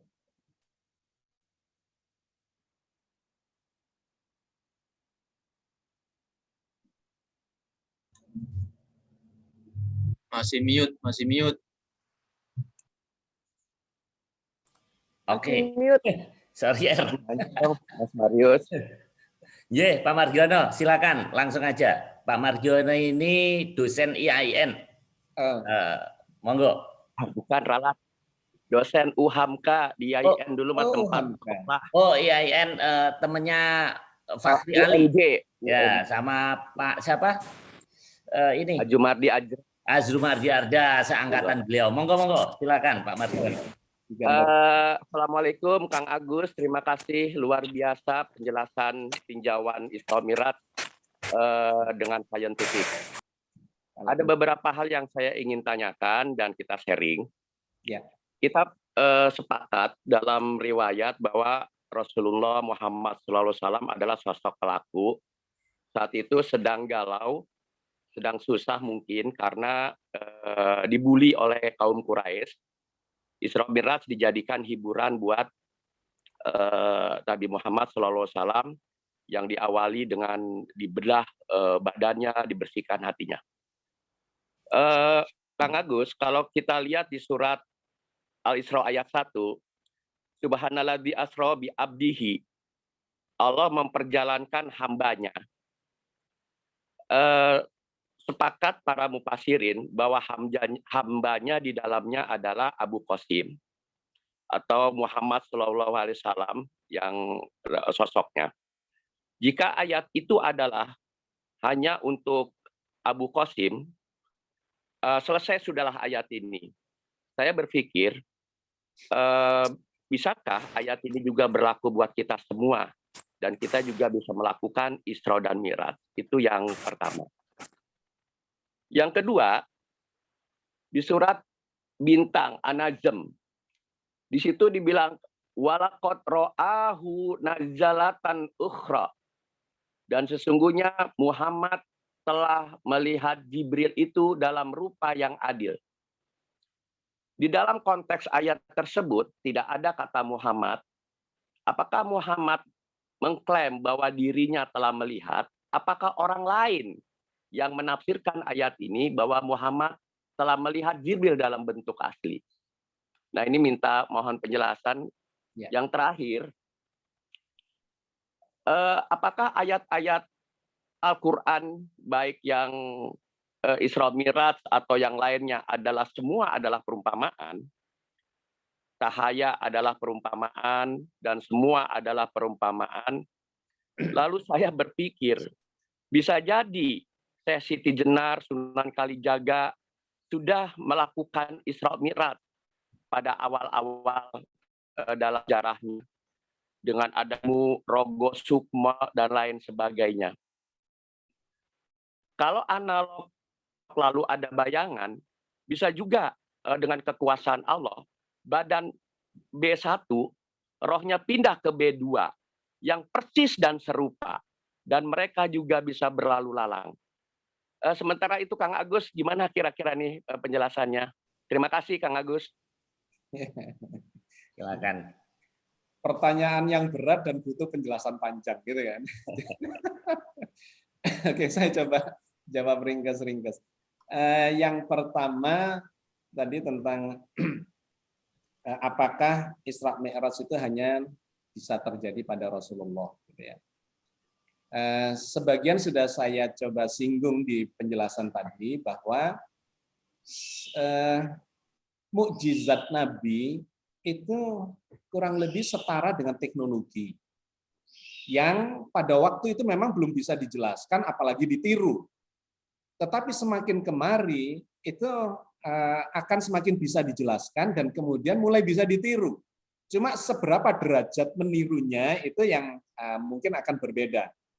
Jadi misalnya Nabi Sulaiman bisa bicara dengan binatang, sekarang banyak pawang yang bisa bicara dengan binatang, gitu ya. Atau bahkan sedang dibuat software bahasa binatang, karena memang ternyata binatang-binatang itu punya bahasa, sehingga nanti softwarenya itu kayak gadgetnya itu dikalungkan aja ke binatang peliharaan, ketika dia meong-meong atau guguk dan sebagainya itu akan gitu ya. Artinya bisa ditiru. Nabi Sulaiman memiliki kendaraan berteknologi angin, sudah ditiru oleh manusia dengan pesawat terbang ya, berteknologi aeronautika atau industri metalurgi dan sebagainya, termasuk teleportasi. Teleportasi itu sudah bisa ditiru sekarang dalam skala yang masih sangat rendah, di skala partikel, atom dan molekul. Nah, apakah bisa pada manusia? Nah, itu yang ya kita akan menunggu bagaimana perkembangan peradaban. Tetapi apakah bisa ditiru? Bisa dalam skala tertentu. Mungkin akan berbeda pada skalanya itu. Nah, jadi kemudian masuk kepada real Mi'raj, Isra dan Mi'raj itu. Kalau di Mi'rajnya kan Rasulullah sudah mengatakan bahwa as-sholatu mi'rajul mu'minin. Salat itu bisa menjadi Mi'raj untuk berdialog dengan Allah, berinteraksi dengan Allah, ya, terpesona di dalam salatnya dan sebagainya. Ketika kita memahami proses itu, ya, itu ada simbol-simbol dan kemudian keteladanan dan pelajaran hikmah di dalam peristiwa itu yang bisa mengarahkan sholat kita menjadi khusyuk. Ya, dan ketika khusyuk maka kita bisa berinteraksi dengan Allah di dalam sholat itu. Jadi kalau Mi'raj itu sudah ada statement bahwa as-sholatu mi'rajul mu'minin, Mi'raj bisa menjadi sholat bisa menjadi Mi'raj. Nah, yang kedua yang ini yang dipertanyakan kemudian Isra-nya. Karena Isra ini kemudian kaitannya dengan kalau di peradaban modern adalah teknologi, penguasaan teknologi untuk memindahkan benda itu. Ya, pada skala kecil sudah bisa dikuasai, tetapi pada skala manusia ini yang bermasalah. Kenapa? Karena beda dengan benda mati, ketika di-energize, dimusnahkan jadi energi, kemudian dimaterialkan lagi, itu baliknya secara tertukar itu nggak ada masalah. Posisi atas dengan posisi bawah itu nggak ada masalah. Tetapi kalau manusia, kepala jadi kaki, kaki jadi tangan, jadi itu kacau balau. Belum lagi ada jiwanya di situ, ada ruhnya, ya, ada nyawanya, maka itu bisa bermasalah. Itu sangat kompleks. Jangan-jangan begitu di-energize, mati orangnya, gitu ya. Jadi itu merupakan satu tantangan yang luar biasa, yang bukan main sulitnya, sehingga apakah benar-benar bisa dilakukan cara seperti itu, teleportasi pada manusia, sehingga itu memang menjadi keajaiban dari Rasulullah, ya. Itu yang pertama terkait dengan itu. Poin pentingnya adalah mungkin ditiru tapi dalam skala yang mungkin berbeda. Yang kedua tentang apakah para wali dan seterusnya itu juga mungkin bisa melakukan itu. Nah, ini ada satu penemuan baru lagi, ya, yang menggambarkan bahwa materi itu bisa ditembakkan ke dua tempat sekaligus. Ya, yang tadi saya bilang ada molekul 2000 molekul, itu bisa di-split menjadi dua kembar. Ini fenomena yang masih sangat misterius dan sedang dikuak oleh ilmu pengetahuan, bahwa ternyata ada kemungkinan material, saya nggak tahu kalau manusia, ini lagi-lagi kaitan sangat kompleks kalau pada manusia, tapi pada benda itu ada satu percobaan namanya double split experiment. Jadi ketika dilewatkan split di lubang tertentu itu atau peralatan tertentu, dia akan tersplit. Seperti kayak gini, mutar video atau film di bioskop, ya, satu layar, ada dua layar, satu proyektor. Itu bisa ditembakkan lewat peralatan tertentu sehingga dia split menjadi dua, kembar gitu ya. Nah, itu bisa terjadi. Apakah itu kemudian sudah pernah dilakukan atau bisa dilakukan oleh para wali? Ya, secara teori dimungkinkan, tetapi secara kejadian sungguh ya wallahu a'lam gitu ya. Para sahabat Nabi pun tidak pernah ada yang menceritakan peristiwa semacam itu terjadi pada selain Rasulullah. Jadi selevel sahabat Nabi, gitu ya, misalnya Umar atau ketika perang, misalnya apakah beliau bisa berada di dua tempat, misalnya gitu, atau Utsman atau Ali atau, nah itu tidak ada cerita itu. Sehingga apakah benar ini bisa ditiru oleh manusia di level yang di bawah itu, misalnya setingkat wali atau mungkin ulama atau orang sakti. Ya kita mendengar ceritanya, tetapi agak susah untuk membuktikannya. Sehingga saya pada posisi ini tidak pada posisi untuk memberikan bahwa iya gitu ya, karena saya juga tidak melihat bukti itu gitu ya. Tetapi pada Rasul sudah pasti dan secara teorinya pada benda mati sudah bisa dilakukan. Yang ketiga tadi apa Pak ya? Saya kok lupa yang ketiga.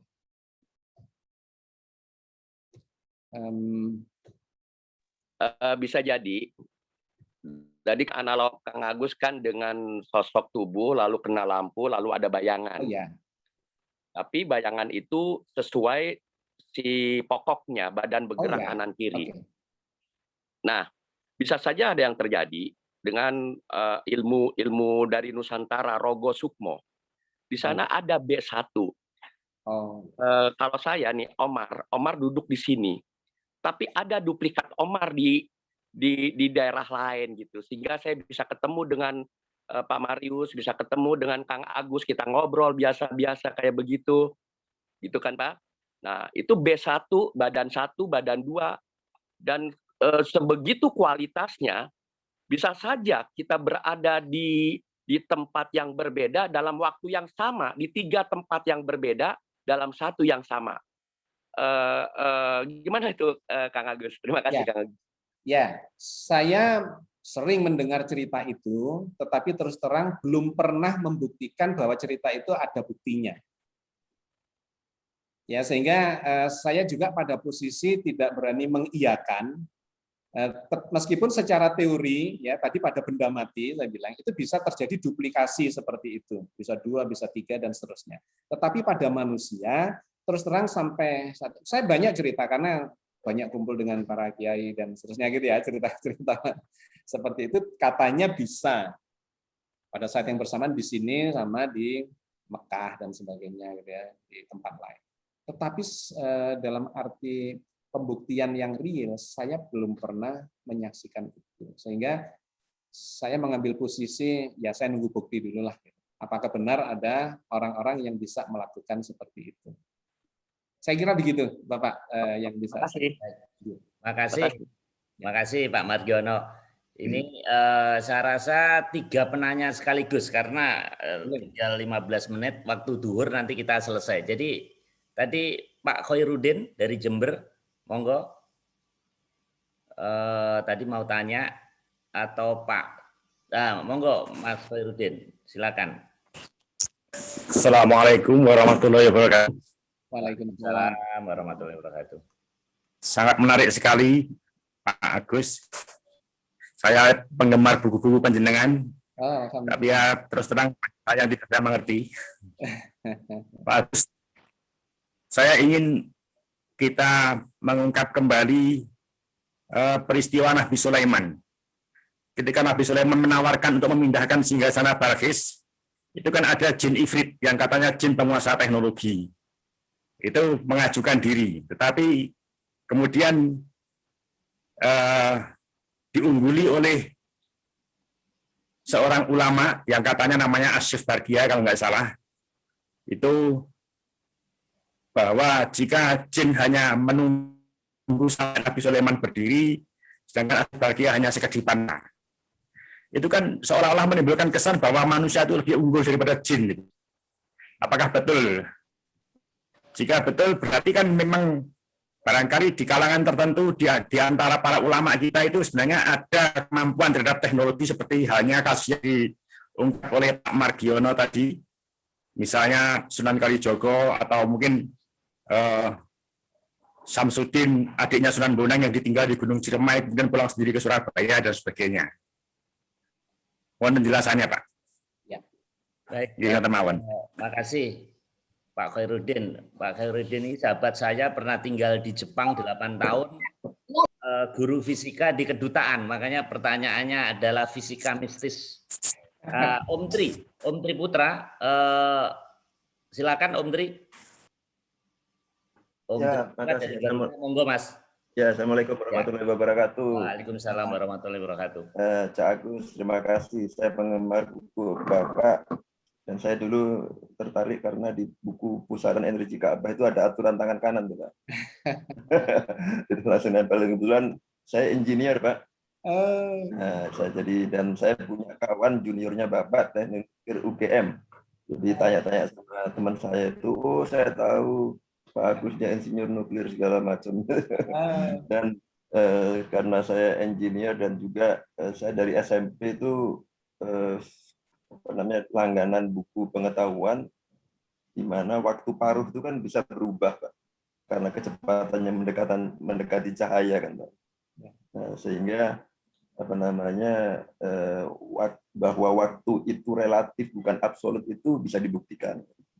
Dan apalagi tadi Bapak cerita di film-film science fiction, terutama Star Trek, Pak, ya, itu kan ada holodeck tuh. Jadi kan teleportasi itu udah diramalkan lah gitu.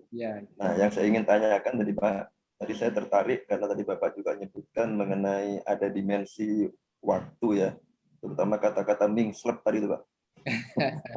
yang Mbak Google tuh belum tahu mingslep itu apa. Nah, saya pernah ngalamin, Pak, ya, ngalamin di Lumajang gitu. Itu namanya kalau nggak salah Terawangan itu. Jadi ada bapak yang pinter, ya, dia juga orang sekolah yang bisa ngelihat itu, Pak, ngelihat maling itu, Pak.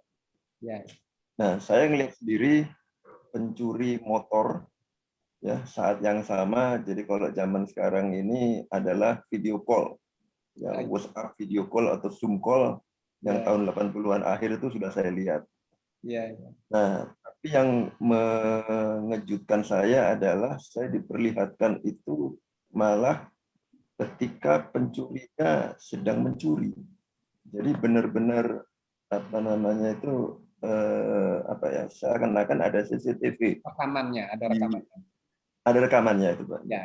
Nah, itu kan salah satu bukti, ya, bahwa di dunia kita sekarang ini aja bisa dibuktikan bahwa mingslep atau juga rekaman-rekaman waktu itu tidak absolut adalah bisa dibuktikan. Apalagi nanti kalau sudah kita lepas dari alam fana ini, Pak. Gitu pertanyaan dan komentar saya. Cak Agus Mustafa. Saya dari Surabaya, Pak, jadi kita bercari, ya.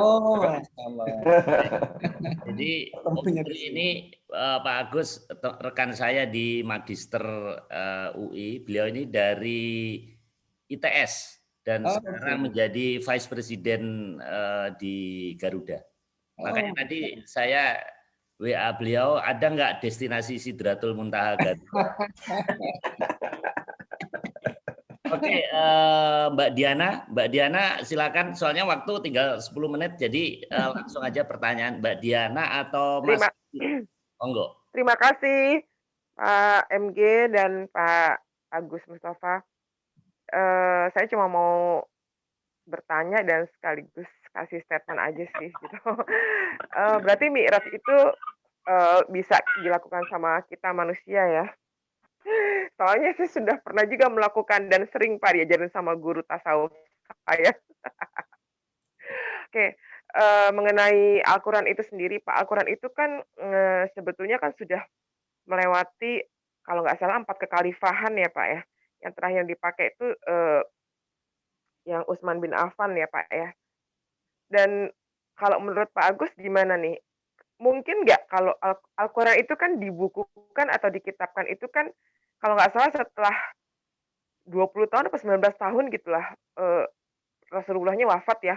Jadi mungkin nggak sih Al-Quran itu sendiri itu karena yang setahu saya itu setiap kekhalifahan pada saat itu mengalami perubahan entah apa ya atau mungkin redaksionalnya atau apa perubahan itu sepertinya apa namanya berkepentingan kepada kekhalifahan pada zaman tersebut gitu. Jadi mungkin nggak kalau Al-Quran itu sendiri mengalami improvisasi dan editing dan improvisasi gitu loh Pak. Karena kan penggalan Al-Quran tertua waktu itu ditemukan di Birmingham kan. Perkamen dan uji karbonnya itu ternyata ditemukan pada saat Nabi Muhammadnya itu masih kecil atau apalah saya lupa juga gitu. Itu dan kalau tadi Bapak bilang sinyal-sinyal di sinyal-sinyal kehidupan kehidupan lain di luar sana tidak ada. Tapi ternyata banyak loh Pak ditemukan sinyal-sinyal gitu. Di NASA sendiri banyak merilis ketemu berapa banyak sinyal-sinyal yang misterius di sana gitu. Saya rasa sih cukup itu aja. Terima kasih Pak. Terima kasih Mbak Diana Mutia sekaligus Mas Adit. Mas Adit tadi kayaknya mau tanya lahir atau batin tadi Mas Adit. Silakan open mic. Ya, maaf mungkin lagi di jalan. Intinya itu aja mau nanya ke monternya Kang Agus, apakah itu perjalanan lahir, kejadian lahir atau pengalaman batin terkait Isra Mi'raj. Karena dari situ kita bisa jawab manusia kita sebagai umat Rasulullah perlu atau enggak nanti. Monggo itu aja dulu, matur. Baik, suwun Mas Adit. Ada Kang Andri. Kang Andri Prawira biar kalian bisa lupa pertanyaannya ini yang pertama. Ini Kang Agus terima kasih ini semua bisa silaturahmi. Saya pertanyaannya singkat aja. Surga yang seluas langit dan bumi itu di mana tuh Pak? Kalau hanya bisa dilihat dari sisi Sidratul Muntaha gitu. Makasih. Oke.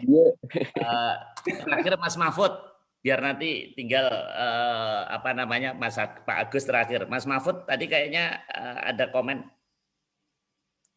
Oke, tidak ada. Oke, silakan Pak Agus Mustafa ada 5 pertanyaan saya catat. Jadi Pak Khairuddin tadi Jin Ifrit, Om Tri Minslep, Mas Adit lahir atau batin, Mbak Diana sinyal apa namanya alien, dan tadi terakhir Kang Andri surga seluas langit bumi. Silakan Pak Agus. Ini pertanyaannya kelas berat semua dan waktunya cuma 5 menit jadi bingung jawabnya ini kan. Yang pertama tentang manusia yang lebih tinggi ya dari apa namanya dari jin gitu ya.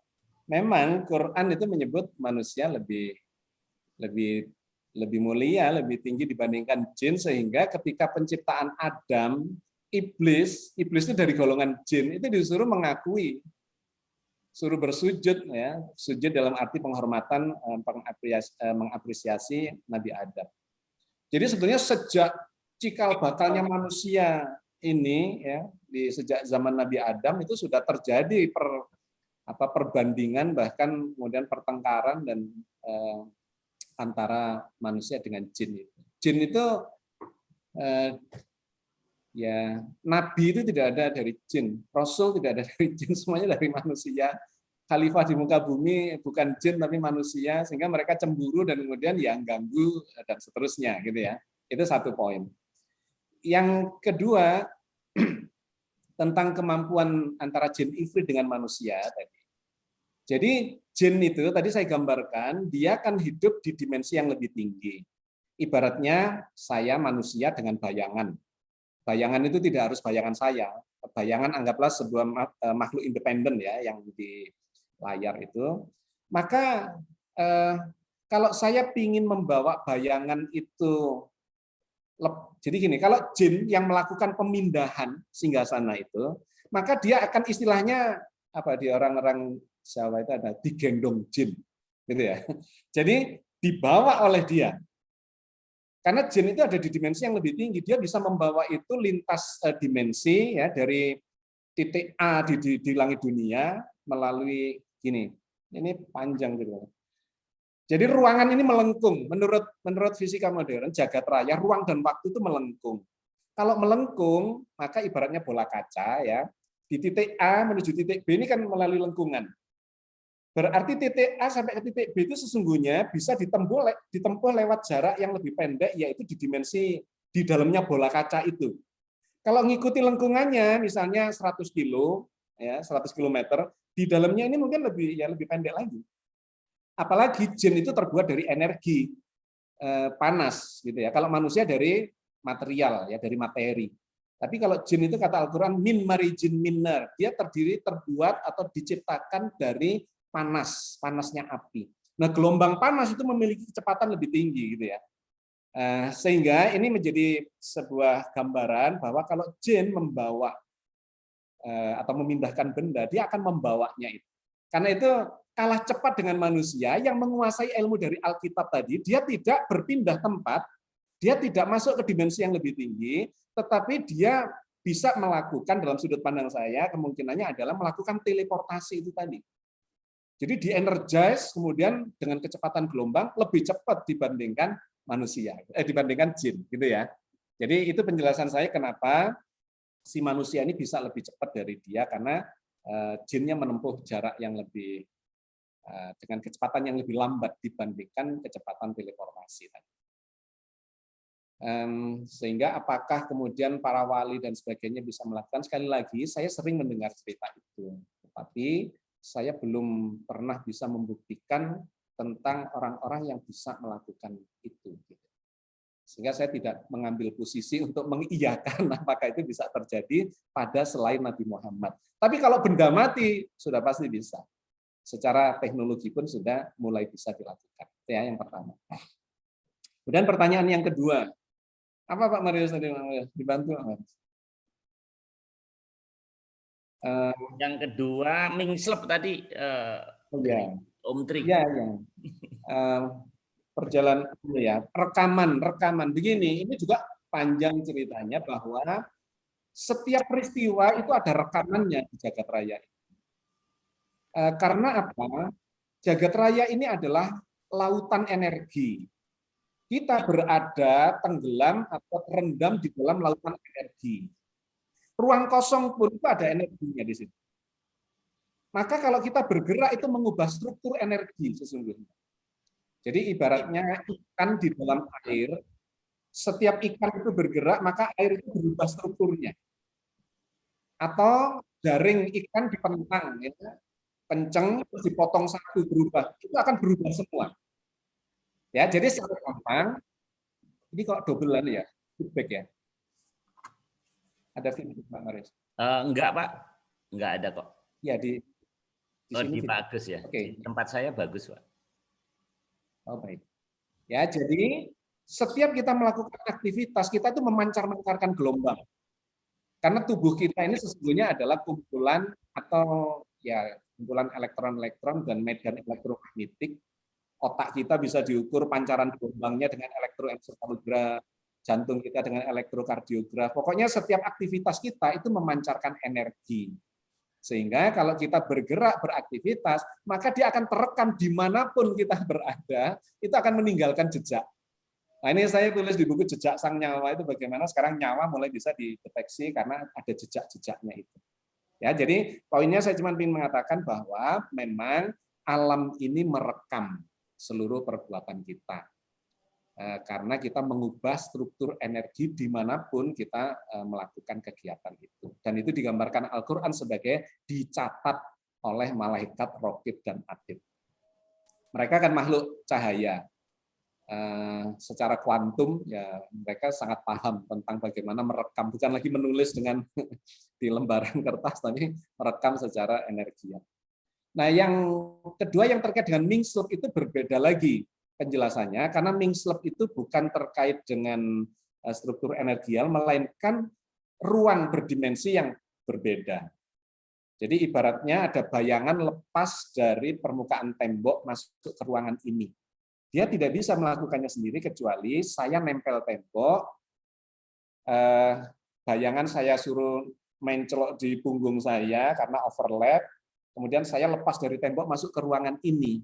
Maka bayangan itu akan hilang dari dunianya dia, dari alamnya dia, masuk ke ruangan ini, dan dia bisa melihat alamnya dia dari ruang berdimensi lebih tinggi. Gitu.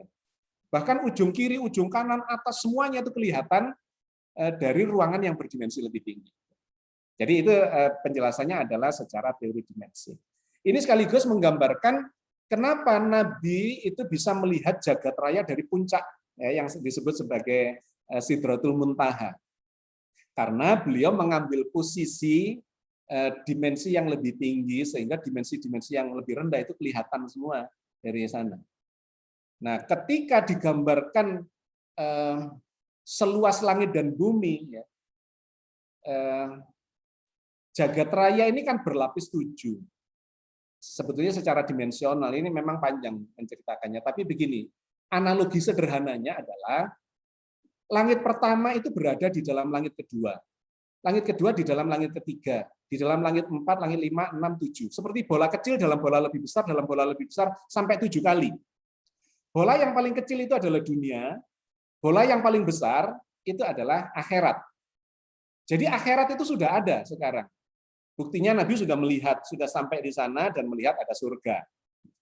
Ya, jadi dunia ini berada di dalam akhirat. Maka surga yang ada di dimensi yang paling tinggi itu dengan sendirinya akan meliputi langit ke-6, meliputi langit ke-5, meliputi langit ke-4, 3, 2, 1. Gitu. Sehingga ini bisa dipakai untuk menjelaskan ayat yang mengatakan wajannatin arduhas samawati wal ardu, bahwa surga itu adalah seluas langit dan bumi. Itu menggunakan kata jamak, samawati wal ardu. Samawat artinya lapisan-lapisan langit itu semuanya masuk dalam wilayah penjelasan itu. Maka kita berada di dunia, di bola yang paling kecil itu sesungguhnya berada di dalam akhirat, bola yang paling besar. Kebahagiaan dunia ini sesungguhnya adalah bagian dari kebahagiaan akhirat. Tapi dalam skala yang sangat kecil, sepertak berhingga pangkat 7 saya menyebutnya. Karena setiap dimensi bertambah, itu perbandingannya tak berhingga. Garis dengan luas, dimensi 1 dengan dimensi 2, itu perbandingannya tak berhingga. Luasan adalah kumpulan tak berhingga dari garis-garis. Jadi kalau kita bikin garis-garis dijejer akan menjadi luasan. Jumlahnya tak berhingga. Artinya dimensi 2 adalah kumpulan tak berhingga dari dimensi 1. Volume adalah kumpulan dari lembaran-lembaran yang tak berhingga numpuk jadi volume. Artinya dimensi 3 adalah kumpulan tak berhingga dari dimensi 2. Maka langit ke-7 itu kumpulan tak berhingga dari langit ke-6. Langit ke-6 kumpulan tak berhingga dari langit ke-5, kumpulan tak berhingga dari langit ke-4, 3, 2, 1. Jadi perbandingan langit dunia dengan langit akhirat itu sepertak berhingga pangkat 7. Yang ibaratnya Nabi itu mencelupkan tangan, jari ke samudra, diangkat setetes air itu adalah dunia, samudra itu adalah akhirat. Termasuk kebahagiaan yang kita rasakan, ini adalah bagian dari rasa surga, tetapi dalam skala sepertak berhingga pangkat 7. Penderitaan dunia itu penderitaan neraka, tetapi sepertak berhingga pangkat 7.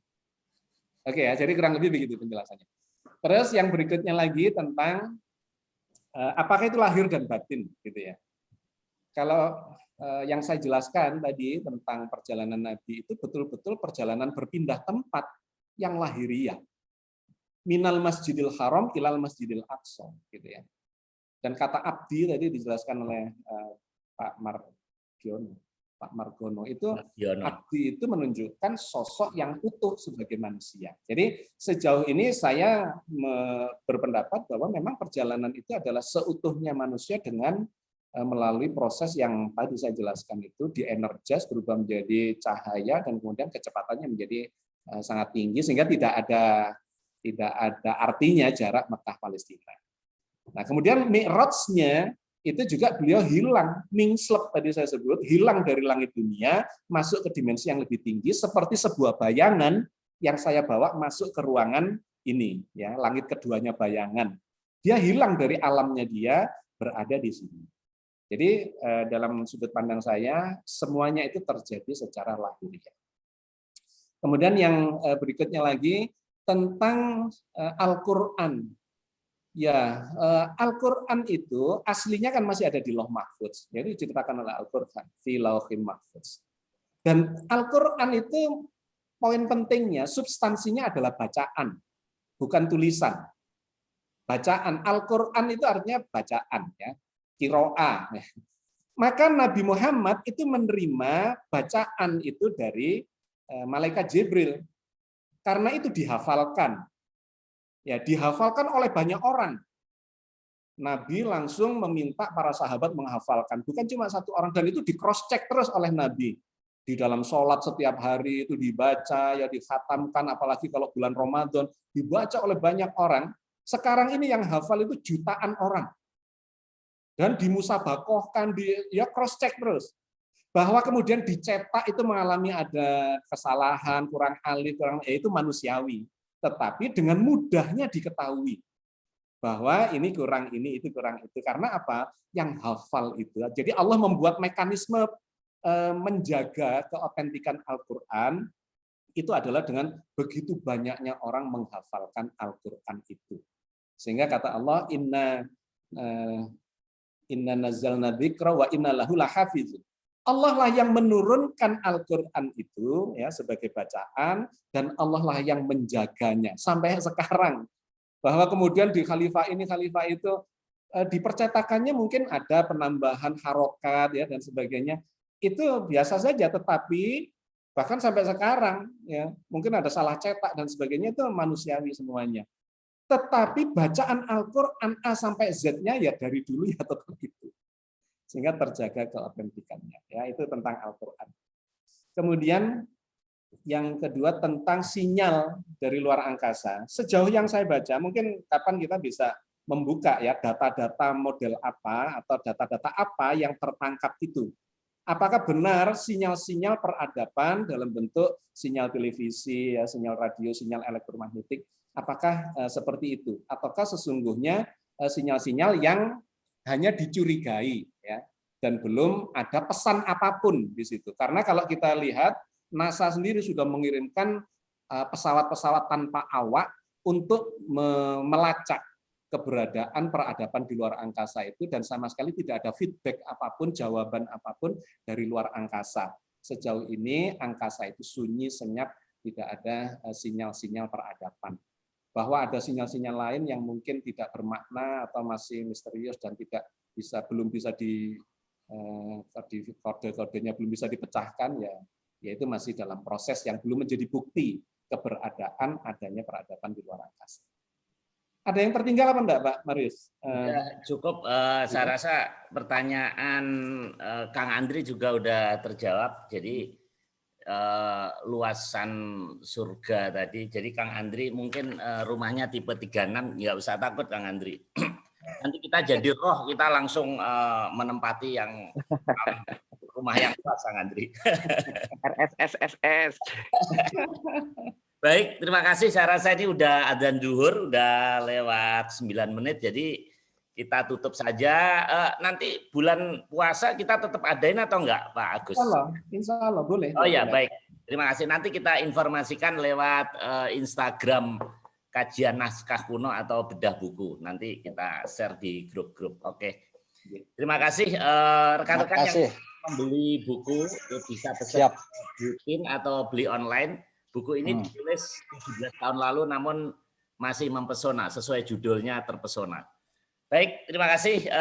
Mohon izin saya close. Wassalamualaikum warahmatullahi wabarakatuh. Waalaikumsalam. Terima kasih Pak Agus. Terima kasih semuanya. Pak Agus. Oh, ada Om Dodi. Terima kasih.